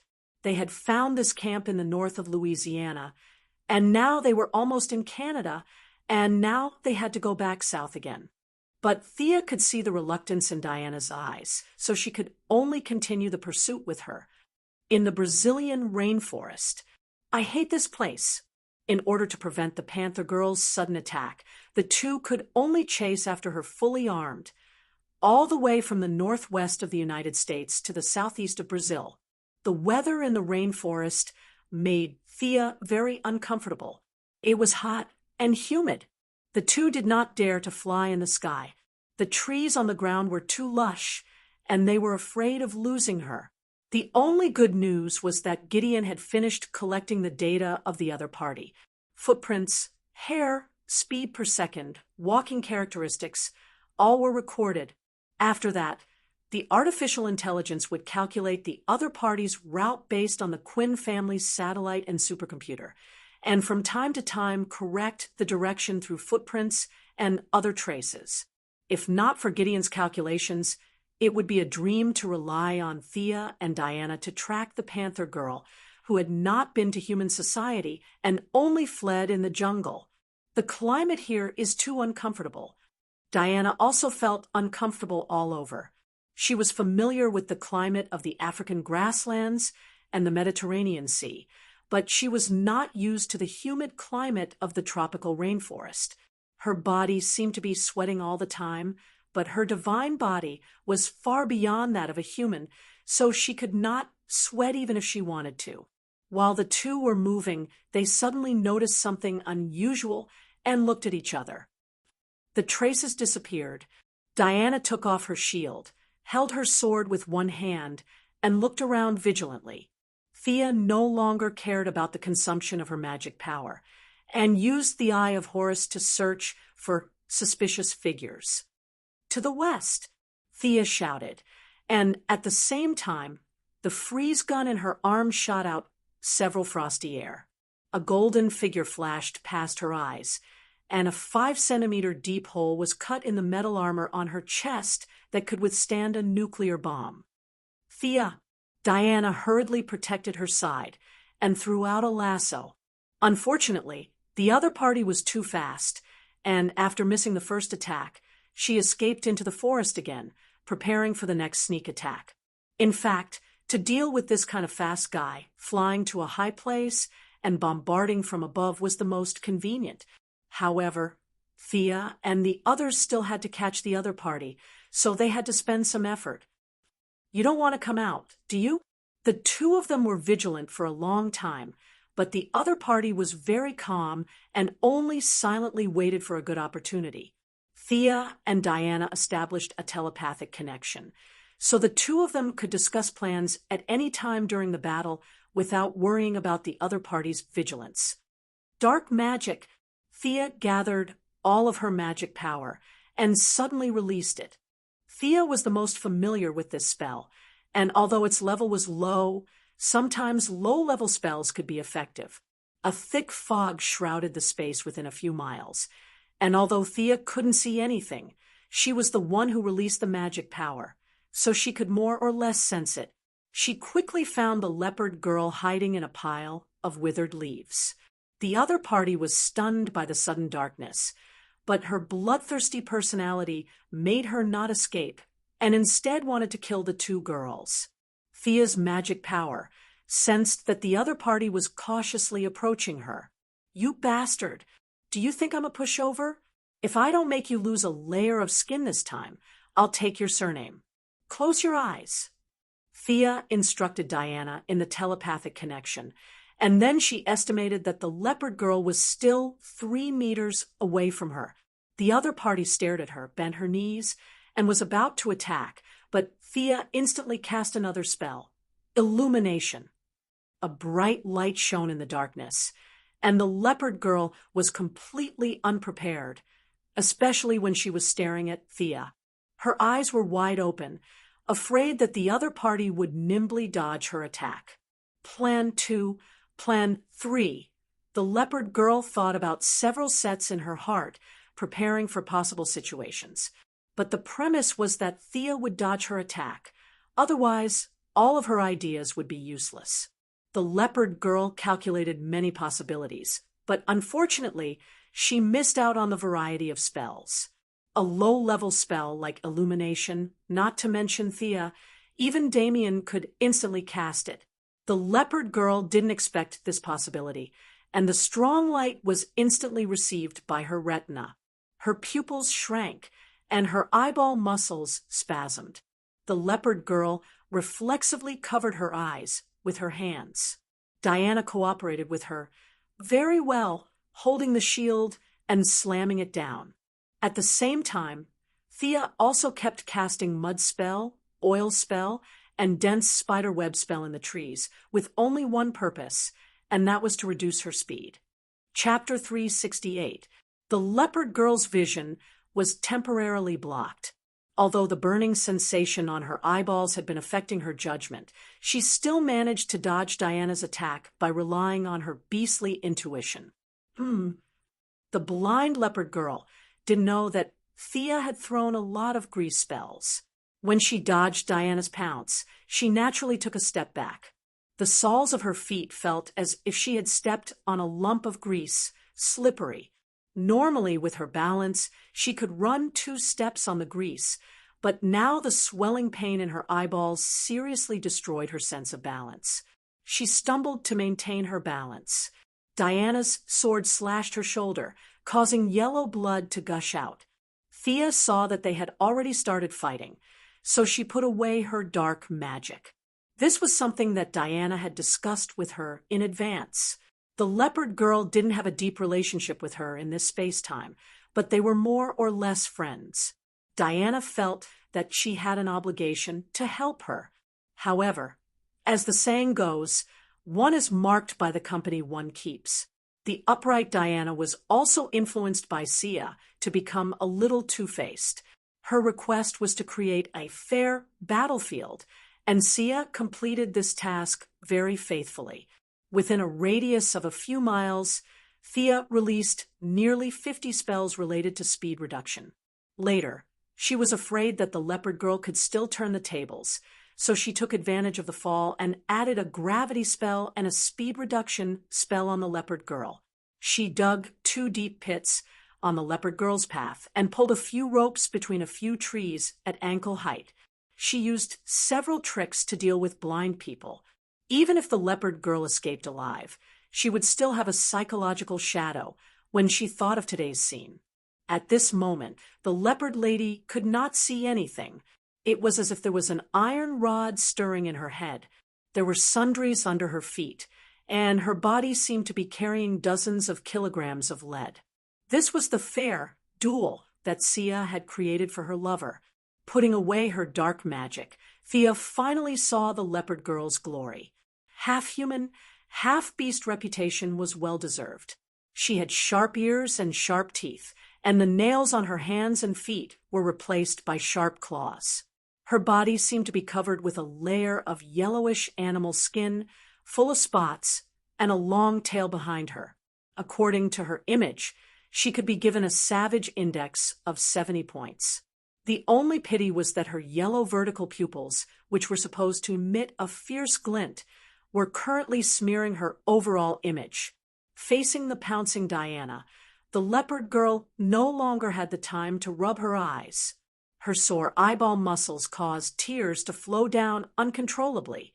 Diana's current attack rhythm was very strong. She didn't blindly attack, giving her opponent the illusion that the difference in strength wasn't big. The leopard girl, who didn't have much combat experience, was fooled. She knew that there were 2 enemies nearby. She didn't know what Thea was doing, so she could only desperately attack Diana, trying to create a one-on-one situation. Diana's defense was the best in the multiverse. At least, Thea had never seen anyone play a shield better than her. Facing the leopard girl, whose speed had been reduced by half, she fought very calmly. Block, parry, dodge. She perfectly fused her movement and martial arts. If it wasn't for the wrong timing, Thea would have applauded. The leopard girl couldn't attack for a long time and was dragged down by the messy environment around her. Whether it was physical strength or mental strength, they were all consumed quickly. She realized that she couldn't continue fighting like this. After forcing Diana to retreat with a feint, she didn't care about the direction. She turned 180 degrees and prepared to escape. However, she had only taken 2 steps before she was stuck by something sticky. If she sprinted with all her strength, she would definitely be able to break through the cobweb, but she had only run 2 steps. How could she have the speed? She was an agility type, not a strength type. Her arms swung widely, and with her sharp claws, she forcefully split open the cobweb that stuck to her. But this delay of a second allowed Diana to catch up. "Diana, let me go. Aren't we friends?" The leopard girl didn't know how many cobwebs there were around her. The big pit on the ground and the tripping ropes made her sick. She didn't want to stay in this broken place for a second longer. Her cunning nature made it impossible for her to rush out by force, so she immediately changed to a soft one. "Minerva, I'm helping you. Come back with me and accept the trial. You can't continue to be wrong." Diana said very sincerely, as expected, "It's Diana. I think it smells a little like you. I didn't expect to guess right." The leopard girl's nose twitched twice. "Is this the true strength you've been hiding? My God said that you're a long-lived species, an existence that's higher than us ordinary people. Isn't that right?" Diana fell silent. No matter how she answered this question, it wasn't appropriate. She chose to keep her mouth shut. "The one who created this battlefield is your companion, right? He's also a supernatural person, right? I'm so envious." The leopard girl's tone was stern. It didn't sound like envy at all. Instead, it sounded like jealousy, a jealousy that went deep into her bones. "Come back with me and redeem your sins. You still have hope." Diana tried to bring the topic back. "Hee hee, The leopard girl's smile was incomparably terrifying. She was 30% human and 70% beast. Her humanity was rapidly disappearing. Redeem? Me? What sins did I commit? I've already become like this. I can't go back. Put away your love, Diana. You can't save me. The leopard girl berated sternly. Her expression was deranged as she used both her hands and feet to fiercely attack Diana. She had already recovered some of her vision and stamina during the conversation. She felt that Diana's strength was about the same as when she was weak just now. She wanted to suddenly exert her strength and finish off Diana. However, she had underestimated Diana and overestimated herself. A round of storm-like attacks were all blocked, and the little stamina she had recovered was wasted again. How can you be so strong? I sacrificed so much, but I'm still not as good as you. At this moment, the leopard girl was wrapped in anger, jealousy, indignation, injustice, and all kinds of negative emotions gathered together. Her attacks became sharper and sharper. She had already forgotten to run away. She only wanted to follow her bloodthirsty desire and kill Diana. The negotiation was fruitless. Diana felt that she had already lived up to that little bit of friendship. Finally, she no longer held back and used the power of the Guardian's silver bracelet. In the first few moves, the leopard girl was barely able to resist. After 10 moves, Diana's strength and speed rapidly increased, as if there was no end to it. Although it did not reach the leopard girl's maximum speed, it was more than enough to deal with her. The fire god's sword felt its master's fighting spirit. The sword's body ignited with raging flames as it slashed and stabbed. Every move was aimed at the leopard girl's vital points. Although the leopard girl had the body of a cheetah, it was not her own memories. In all aspects, she was completely suppressed by Diana. Amid defeat, Diana's speed increased by another level, borrowing the gap between her body. She slashed at the leopard girl's ribs with her sword, and then fiercely slapped the back of her head with her shield. In the leopard girl's dizzy state, the truth lasso was thrown out and tied her up tightly. Chapter 369.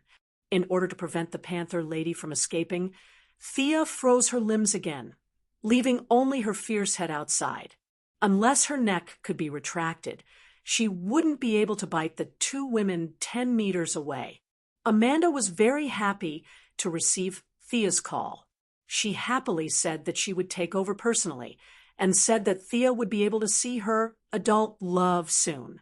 For Amanda, it should be a good deal to throw out Oliver, a guy with an excessive sense of justice, in exchange for the Panther Lady. Thea thought so. The agents of the Heavenly Eye Society couldn't jump out immediately, so the two could only wait. The Panther Lady was still scolding. Thea originally wanted to ask where the god-slaying dagger was, but the other party didn't communicate with her at all. They just insulted her with filthy words. Thea didn't want to touch such an evil weapon, so she left it to Amanda to deal with. After throwing out 15 mental attacks in a row and knocking the Panther Lady unconscious, the surroundings finally quieted down. In such a humid environment, it was inconvenient for the two to do something they liked, so they could only chat casually. Just as Sia was telling the story of her childhood surfing with Oliver, she saw a woman dressed in Arabian clothes in front, and a man wearing a black diving suit and a huge, strangely shaped oxygen mask behind her. The two of them kept fighting, killing their way from the forest to the open space in front of Sia and the others. Previously, Panther Lady had chosen this place as the battlefield after considering the surrounding environment. This was the only open space in the vicinity. The two strangers naturally made the same choice, but they didn't expect there to be outsiders here. The man wearing the oxygen mask had his entire head wrapped tightly. The mask was oval in shape, and 2 big red crystals covered where the eyes should be. From afar, he looked like a red-eyed fly. The man's expression couldn't be seen, but Thea, Diana, and the Arabian woman looked at each other and saw the confusion in each other's eyes. The Arabian woman glanced at the frozen panther lady. She didn't know the origin of the two women in front of her, but she still shouted kindly, "Run!" The man in the diving suit behind her seemed to treat Thea and Diana as innocent passers-by. Although it was strange to meet living people in the rainforest, he didn't take it to heart at all. He continued to chase the woman without a word. He just raised his arm at Thea and Diana. There seemed to be some kind of launching device on his wrist. Two extremely thin and long metal spikes shot out between the two's eyebrows. In his heart, Thea and Diana were two dead people, not worth his time. But 2 seconds later, he was dumbfounded. For a long time after that, every time he thought of this meeting, he wanted to bang his head against the wall. What was wrong with my hand at that time? Can't I just pretend not to see it? However, he didn't have the ability to foresee the future. Even if he did, he wouldn't be able to foresee that far. The appearance of the two women was too confusing. If Death Knell, who was as big as a mountain, was sitting here, the man in the diving suit might not be so nosy. However, Thea and Diana had changed into casual clothes after the battle. In addition, it was hot and humid here, and they were wearing cooler clothes. They also didn't have any weapons in their hands. No matter how he looked at them, they looked like two harmless faces. The man in the diving suit ran more than 10 meters away. The screams and the smell of blood that he expected did not appear. He was slower than the Arabian woman, and only then did he see the half-frozen panther lady. Although the panther lady was unconscious, the beastly aura that she exuded was still very eye-catching. "Hey, are you a black manta? I'll return this to you." Thea and Diana played with the steel needle that he shot out for a while. They didn't know what material it was made of. They only saw that it was very sharp. Thea played with it for a while and felt that it was boring. She threw it back. Although she didn't specially practice darts like the bat family, Thea's long-range attack attribute was almost maxed out. She could play any long-range attack very well. And this steel needle was no exception. The man in the diving suit whose identity was exposed was Sea King Arthur Curry's old enemy, Black Manta. He was a very famous treasure hunter in the underground world. Because Sea King killed his father by mistake, he only had one goal left in life, and that was revenge. Using his years of savings and his excellent mechanical engineering knowledge, Black Manta, an ordinary person without any abilities, created a diving suit and various lethal weapons. He embarked on a lonely path of revenge. In the underground world, he had an outstanding reputation. Usually, he wore a different kind of oxygen mask, and no one had seen his real face. Whether it was on land or in the sea, he usually wore a diving suit with an oxygen mask, so there were many people who knew him. However, at this moment, his identity was exposed by a young and beautiful woman like Thea. He instantly became nervous. Facing the steel needle that was thrown in the opposite direction, he chose to dodge it cautiously. Your strength and speed are beyond that of ordinary people. Is it because of your combat suit? Thea gathered magic on her face, as if she was wearing a hazy mask. After the vibration, her voice was completely different from usual. "Esper? Another Esper. Are you also Arthur's companion?" Black Manta's voice had obviously been changed. His voice was a little ethereal, but his tone showed that he was not happy. "Get out of here." Thea didn't want to care about their trivial matters. She just wanted to quickly hand over the leopard girl and then go back to take a good bath. However, she didn't know if her tone was a little unfriendly or if she had been in a high position all year round, but she naturally had a condescending tone. This made the sensitive Black Manta a little uncomfortable. He misunderstood her meaning. There was a wave of energy on his mask, and 2 orange lasers shot out from his eyes. F***CK. This idiot doesn't know how to listen. What I meant was for you guys to go somewhere else to fight. How did you interpret it that way? Thea was speechless. Diana took out her shield and easily blocked the lasers. It could even block Doomsday's heat rays. This kind of laser made by human black technology was nothing. This is bad. Seeing that his strongest attack didn't work, Black Manta's heart pounded. He finally realized that these 2 women who were dressed as passersby were not ordinary people. He wanted to continue chasing the Arabian woman, but how could the warm-hearted Diana let him go? Originally, the 2 of them were one in front and one behind, so it was difficult to determine who was good and who was evil. Now that Black Manta was so fierce, she didn't hesitate and slashed down with her sword. Black Manta could only take out 2 long swords and block Diana's Vulcan sword. Clang! A crisp sound entered Thea's ears.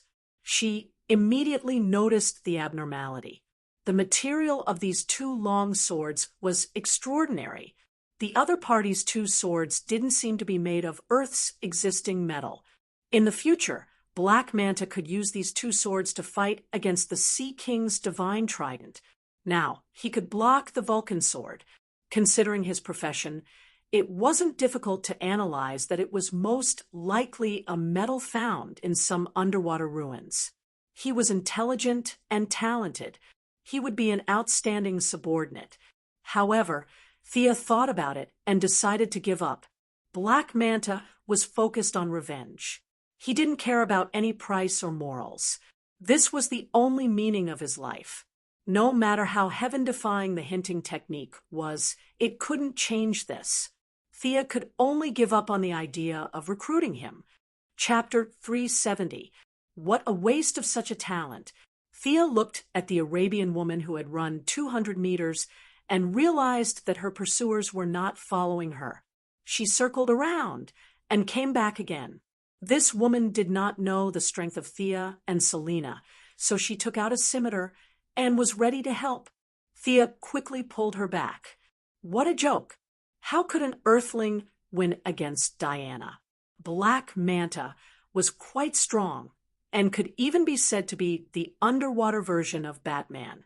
However, the main premise was that he was prepared, understood the opponent's information, and specially made a bunch of high-tech equipment. This was the secret to his victory. Now, he had no information at all. He wanted to wear a diving suit and defeat Diana, who was wearing a godlike outfit. On land, that was simply a dream. Moreover, Thea did not recognize this Arabian woman at first, but now she finally remembered some things. This woman was one of the first few teammates of the Sea King, Arthur Curry. The 6 of them formed a team called Alien Tribe. Unfortunately, their team was too weak. 6 espers with 6 divine weapons were defeated by an ordinary person like Black Manta. Thea felt that if she called her subordinates 6 against 6, it would be easy to wipe them out. Don't worry, my partner is very strong. Thea pulled back the Arabian woman who was about to attack with her scimitar. Black Manta is a famous hunter. Before the Arabian woman could finish her sentence, Diana had an overwhelming advantage. She opened her mouth to say something but could not continue. Diana was far superior to Black Manta in terms of strength, speed, and skills. Her opponent was not a martial arts expert, but an engineer and treasure hunter who was bent on revenge. He was no match for Diana. Lasers, fishing nets, water spikes, all kinds of methods were used. His attacks were effective against the Sea King team, but they were useless against Diana. The only thing worth praising was his diving suit. It was unknown what material it was made of, but Diana saw a flaw in it. She slashed the fire god's sword diagonally, and a huge force acted on the soft diving suit. There was an obvious dent, but the diving suit's toughness and density were extremely good. After a slight dent, it immediately returned to its original state. It actually did not break. anti-piercing and anti-slashing, Diana put away her shield and feinted with her left foot. When Black Manta dodged to the side, she clenched her right fist and punched him in the stomach. The other party was just an ordinary human. She did not use the power of the silver bracelet.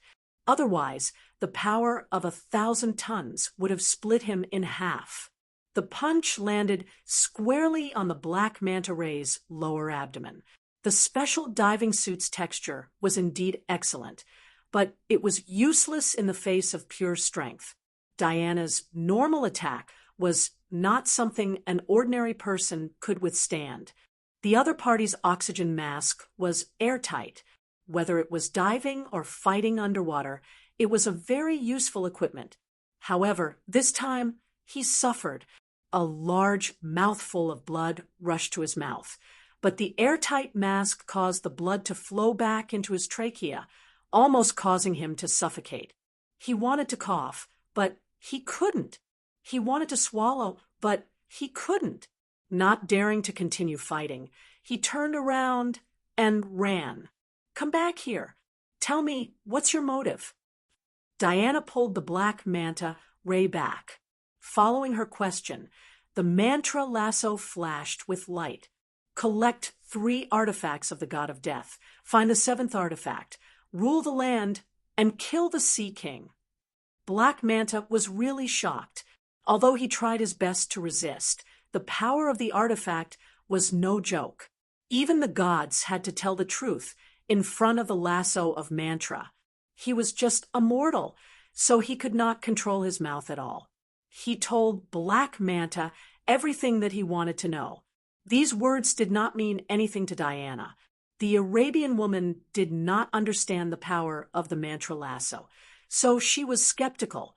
However, when these words fell into Thea's ears, she could not help but ponder. Thea only knew the story of the Sea King, Arthur Curry. The God of Death mentioned by Black Manta was the first king of Atlantis.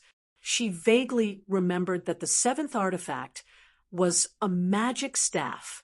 There was no doubt about its power, but if he wanted to rule the land with a magic staff, it was time to wake up. Magic staff? Magic staff. A thought suddenly appeared in Thea's mind. Although it was not impossible to cast spells with a sword, it looked more like a Maoshan Taoist than a mage. If she got the magic staff, would it be more beautiful the next time she cast spells? This thing is destined to be with me. Sia nodded silently. Initially, she did not care much about this matter, but now her attitude had changed. She only remembered that the God of Death's relics were left on a small island in the Atlantic Ocean. The Sea King's 6 knew the exact location, but she did not. "Your enemy seems to be planning a big conspiracy and needs us."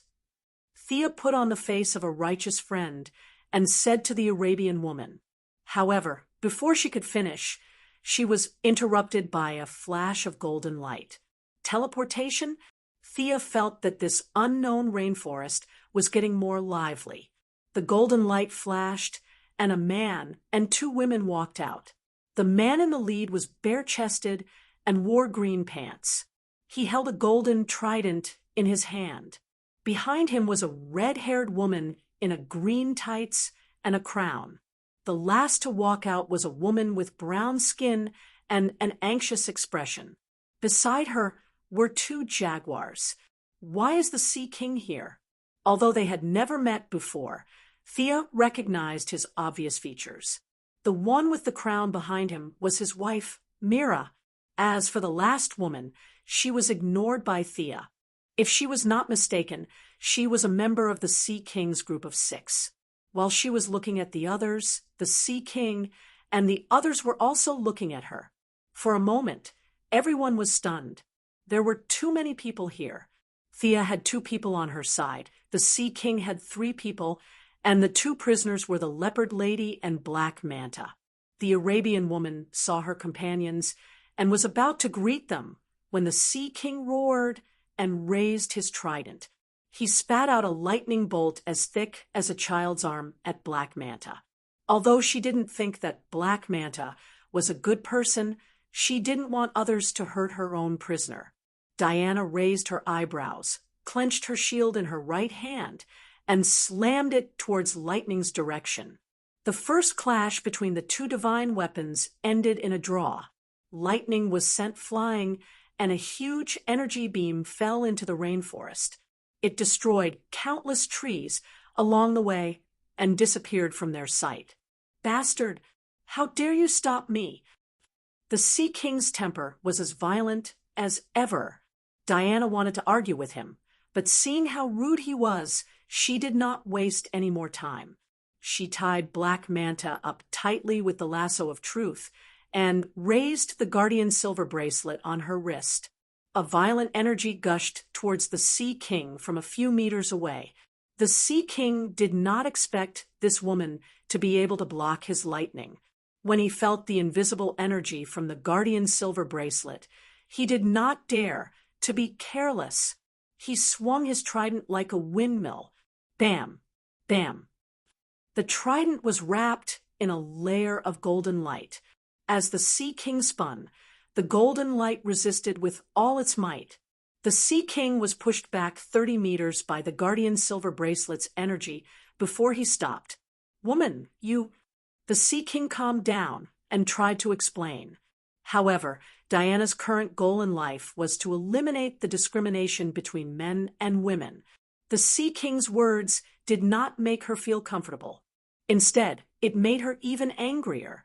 She did not waste any more time and slashed her sword at him. Chapter 371. Is your innate incompatibility to this extent?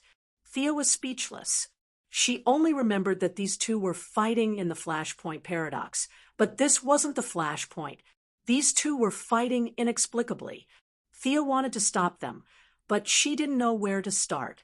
She turned her head and was about to let the Arabian woman speak to persuade them to quickly bring her to get the staff. When she turned her head, she saw the brown woman's two leopards wagging their tails and begging the leopard girl. The leopard girl had woken up at some point, her yellow eyes emitting a terrifying light.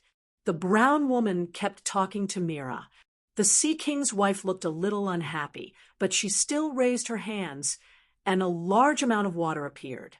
She wanted to break the ice that trapped the leopard girl. "Stop."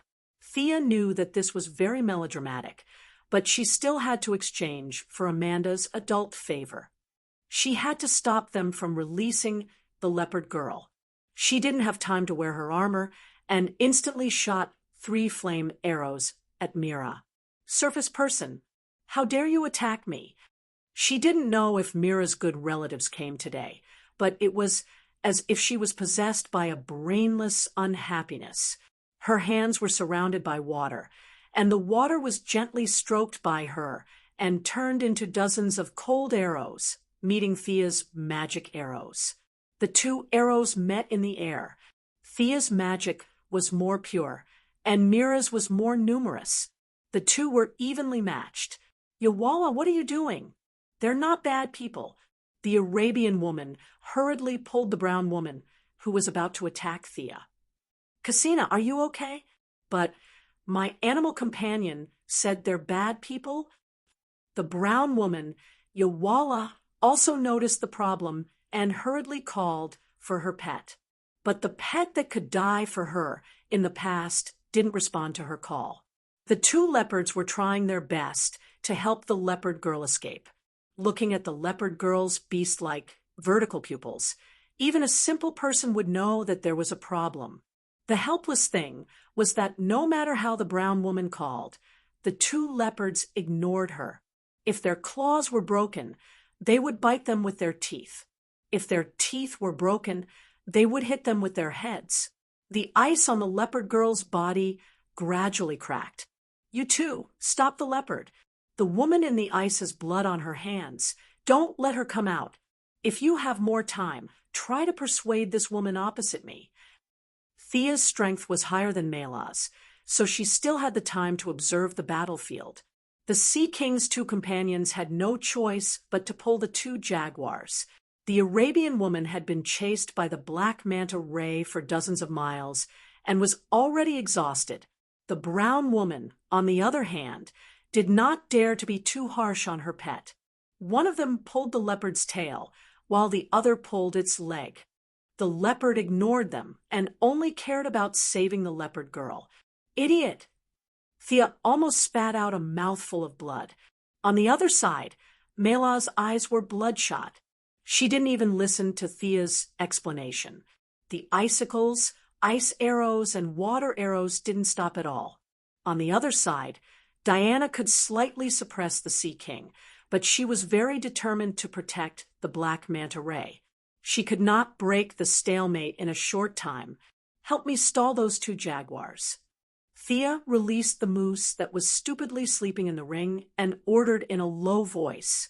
The moose immediately felt the god of the cheetah in the leopard girl's body, especially when the other party stole the divine power of the moon goddess. This made the moose even more dissatisfied, but it still faithfully carried out Thea's order. As long as the two jaguars came close, it would use its antlers to push them back. Does this friend of yours understand English? Who can persuade her? Thea dealt with Mela's fierce attacks and was speechless. This couple was really a pair. They were really messing around. The Sea King's two companions hurriedly shouted, trying to stop Mela. However, the Queen of Atlantis acted as if she didn't hear them and continued to attack Thea fiercely. Needless to say, this must be the doing of the god of the cheetah in the leopard girl's body. The other party's methods were not brilliant, but it was triggered by Mela's bad temper. It was not without reason that Mela would be chosen by the angry Red Ring in the future. However, temper and strength were not the same. Even if she performed above her level, she was still inevitably suppressed by Thea. Her ability to control water came from her bloodline. It was definitely very powerful underwater, but on land, it was only a few things. Thea's single water attribute was not as good as her, but Thea's methods were extremely rich. Fireballs offset her ice arrows, wind blades, light spears, shadow arrows, and a large number of control and weakening spells, and threw them out. I'll pull her away. You guys go and persuade the guy with the fork. Thea was afraid that the battle between the two would break the ice on the leopard girl's body, so she took out the light ring and put it on. Dense chains appeared and bound Mela and flew into the distance. After running out of a certain range, the mind control effect would disappear, and the other party would wake up. Thea calculated well, but she flew a little too fast, and the two women on the ground were one step slower. She did not take the Sea King into account. You dare to hurt my wife. The Sea King saw Thea running away with Mela tied up, and immediately became anxious. Risking being hit by Diana's sword, the trident in his hand gathered a large amount of lightning, and a wash-basin-sized lightning ball was thrown at Thea. Do you think you're the only one who can use lightning? This stupid couple really made Thea a little angry. She took out the magical longbow, knocked Zeus's lightning arrow, and shot an arrow at the lightning ball below. The lightning ball from the Sea King's trident was white, like a storm brewing in the sea. Thea's lightning arrow was dark blue, as peaceful as the sky, but in this tranquility there was a fatal danger. Two divine weapons that could emit the power of lightning welcomed the first collision since the day they were created. One was like a roar from the sea, the other was like a divine punishment from the sky. The divine weapon of Atlantis represented the last glory of the lost civilization, firm, tenacious, and unquestionable. Thea's Zeus arrow was also mixed with the god's supreme, great, and invincible spirit. The two different colored lightning finally met, and time seemed to freeze. The first second was calm, as if the previous fierce scene did not exist, but in the next second, the two balls of energy finally exploded violently. Boom! The two balls of energy disappeared, and the sound of the explosion seemed to pierce through the air. The huge energy spread in all directions, and the two women who were about to explain could only lie down on the ground to avoid the shock wave that swept across the rainforest in a radius of 10 miles. This round of collisions seemed to be evenly matched, but the Sea King was injured by Diana, and the trident's charging time was too short, so it did not fully exert the power of the divine weapon. Thea was even more hurried to fight. Her lightning magic needed to be mixed with fire, wind, and water elements. The power she shot out was only the power of the arrow, and it was far from her maximum damage limit. Both of them were very unhappy, and at the same time, they gathered energy and prepared for the next round of attack. Although Mela was confused, she still recognized the Sea King. She broke free from the chains and wanted to fight Thea together. Diana naturally could not just stand by and watch, so she stopped Mela. The four of them exchanged opponents and prepared to fight the second round in confusion. Chapter 372. Diana often sparred with Thea, so she had ample experience in dealing with elemental energy. Mira's ability to control water was only slightly troublesome to her, but not fatal. She blocked the ice arrows and water arrows with her shield and slashed continuously with the Vulcan sword in her hand. Mira could only mobilize a large amount of water elements to form a shield to block the attacks. On the other hand, Thea's battle with the Sea King was not as gentle as theirs. The thunder element had always been unruly and was known to shake the nine heavens. Energy exploded, and the sound and light effects were dazzling. The battle between the two had reached its climax right from the start. The Sea King was beaten silly by the two women and had long forgotten what he wanted to do. Thea, on the other hand, wanted to see how powerful the Sea King's trident was. The lightning arrows in her hand did not stop, and she shot them one after another. Sometimes she even condensed her own magic into the lightning arrows to launch a surprise attack on the Sea King. "Come down if you dare." The Sea King was in a passive position. He was almost invincible in the water, but his strength on land was reduced by a lot. Most importantly, he could not fly. After being hit by Thea for a long time, the Sea King, who was already angry, could no longer suppress his violent temper. Thea, who was hovering in midair, did not just shoot arrows. She also threw a few weakening spells from time to time. However, it was unknown whether it was because of the trident in his hand or because of his Atlantean bloodline, but the Sea King's magic resistance was surprisingly high. Among the people that Thea had met, only Diana had a higher magic resistance than him. She could resist 9 out of 10 spells, and the remaining spell could only last for a short time. Fear. Simple spells could not take him down, so Thea could only mix emotional energy into her spells. With the help of spells, the power of the lamp was continuously channeled into the Sea King's heart. This time, he could not resist. The death of his father, the supercilious looks of the people around him, the betrayal of his companions, and all kinds of tragic scenes surrounded his mind. Arthur! Seeing that her husband was in danger, Mela finally broke free from the control of the cheetah god. Her eyes regained their clarity. She raised her arm and took Diana's sword head-on with her wrist guard. Then, she flew up and created a large amount of ice to protect her husband. She completely ignored her own safety and looked at Thea and Diana vigilantly. Since it was a misunderstanding, Thea naturally did not continue to attack. She turned to look at the captive. What she saw infuriated her. Previously, the Black Manta had been tied up by Diana's lasso, but as the battle escalated, Diana had left him in the custody of the Sea King's 2 companions.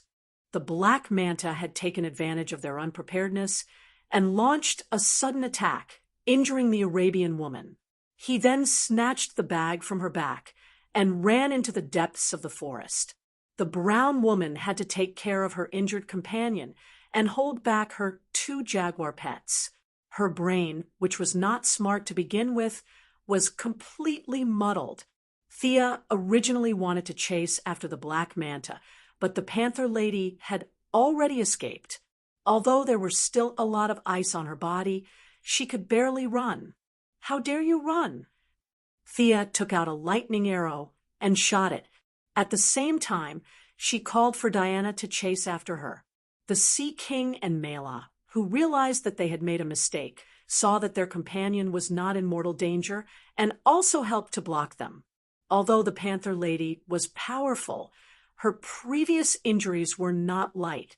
She could not beat any of the four people now. In less than 3 kilometers, she was surrounded, beaten up, and captured again. This time, they did not dare to let their guard down. Perhaps the Panther Lady was not a threat, but the cheetah god in her body was indeed troublesome, especially the other party's method of silently bewitching people's minds. It made them a little annoyed. Fortunately, there was still science to solve things that magic could not solve. Thea asked the elk to go back to sleep. Then, she picked out a few pieces of metal from the space ring. These pieces of metal were specially made by Batman to prevent the mind control of the Martian hunter. The composition was unknown, and the origin was unknown. It was a proper black technology product. Damien took it from his father in order to study the relationship between science and magic. Thea modified it into a headband on the spot and put it on the Panther Lady's head. From afar, it looked like the hoop spell, but the other party's mental fluctuations could not be emitted. After tying up the Panther Lady tightly, Thea got up and greeted them. The brown woman, Walla, apologized to Thea first. Her jaguar was the first to be bewitched. The 2 leopards were very pitiful now that they were out of control. They also lowered their heads cooperatively and whimpered, begging for forgiveness. Thea now had a special love for animals. She had come into contact with a lot of elk, gorilla, shark, and unicorn. She touched the big heads of the 2 leopards and felt that they were very nice. She wondered if she should ask Walla later if there were any little leopards so that she could take one back and play with it. The 2 leopards' claws were broken, their teeth were missing, and their bodies were dirty. Thea threw out 2 cleansing spells, and their bodies were recovering at a speed visible to the naked eye. The Arabian woman, Cassina, next to her, covered her shoulder that had been pierced by the black manta ray. She looked very pitiful. Thea thought about it, and also threw a healing spell at her. The 2 sides exchanged their names. Thea said her real name.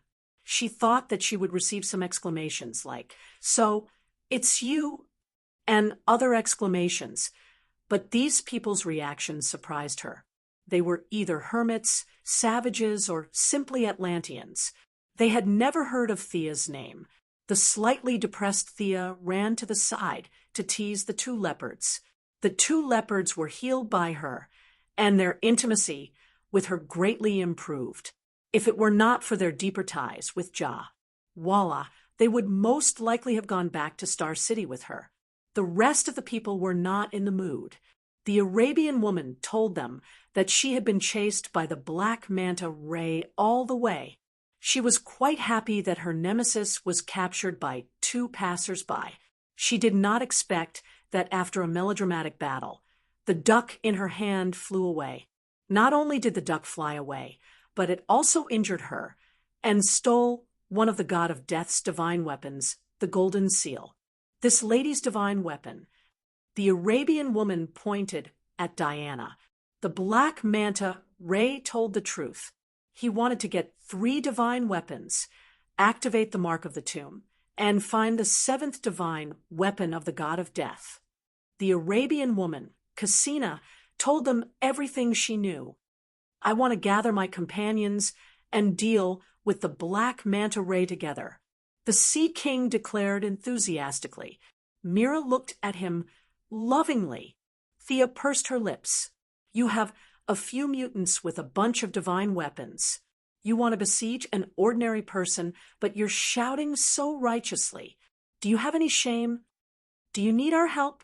Thea did not say anything. Diana, who had a strong sense of justice, spoke up. "We don't need your help, Greek." Mira looked at Diana cautiously. Her husband had too many women around him. Kasina and Ja. Walla claimed that they were her husband's companions, but she had never heard him mention them. Mira, who was blindly in love, was like a female beast, watching every woman who approached her husband.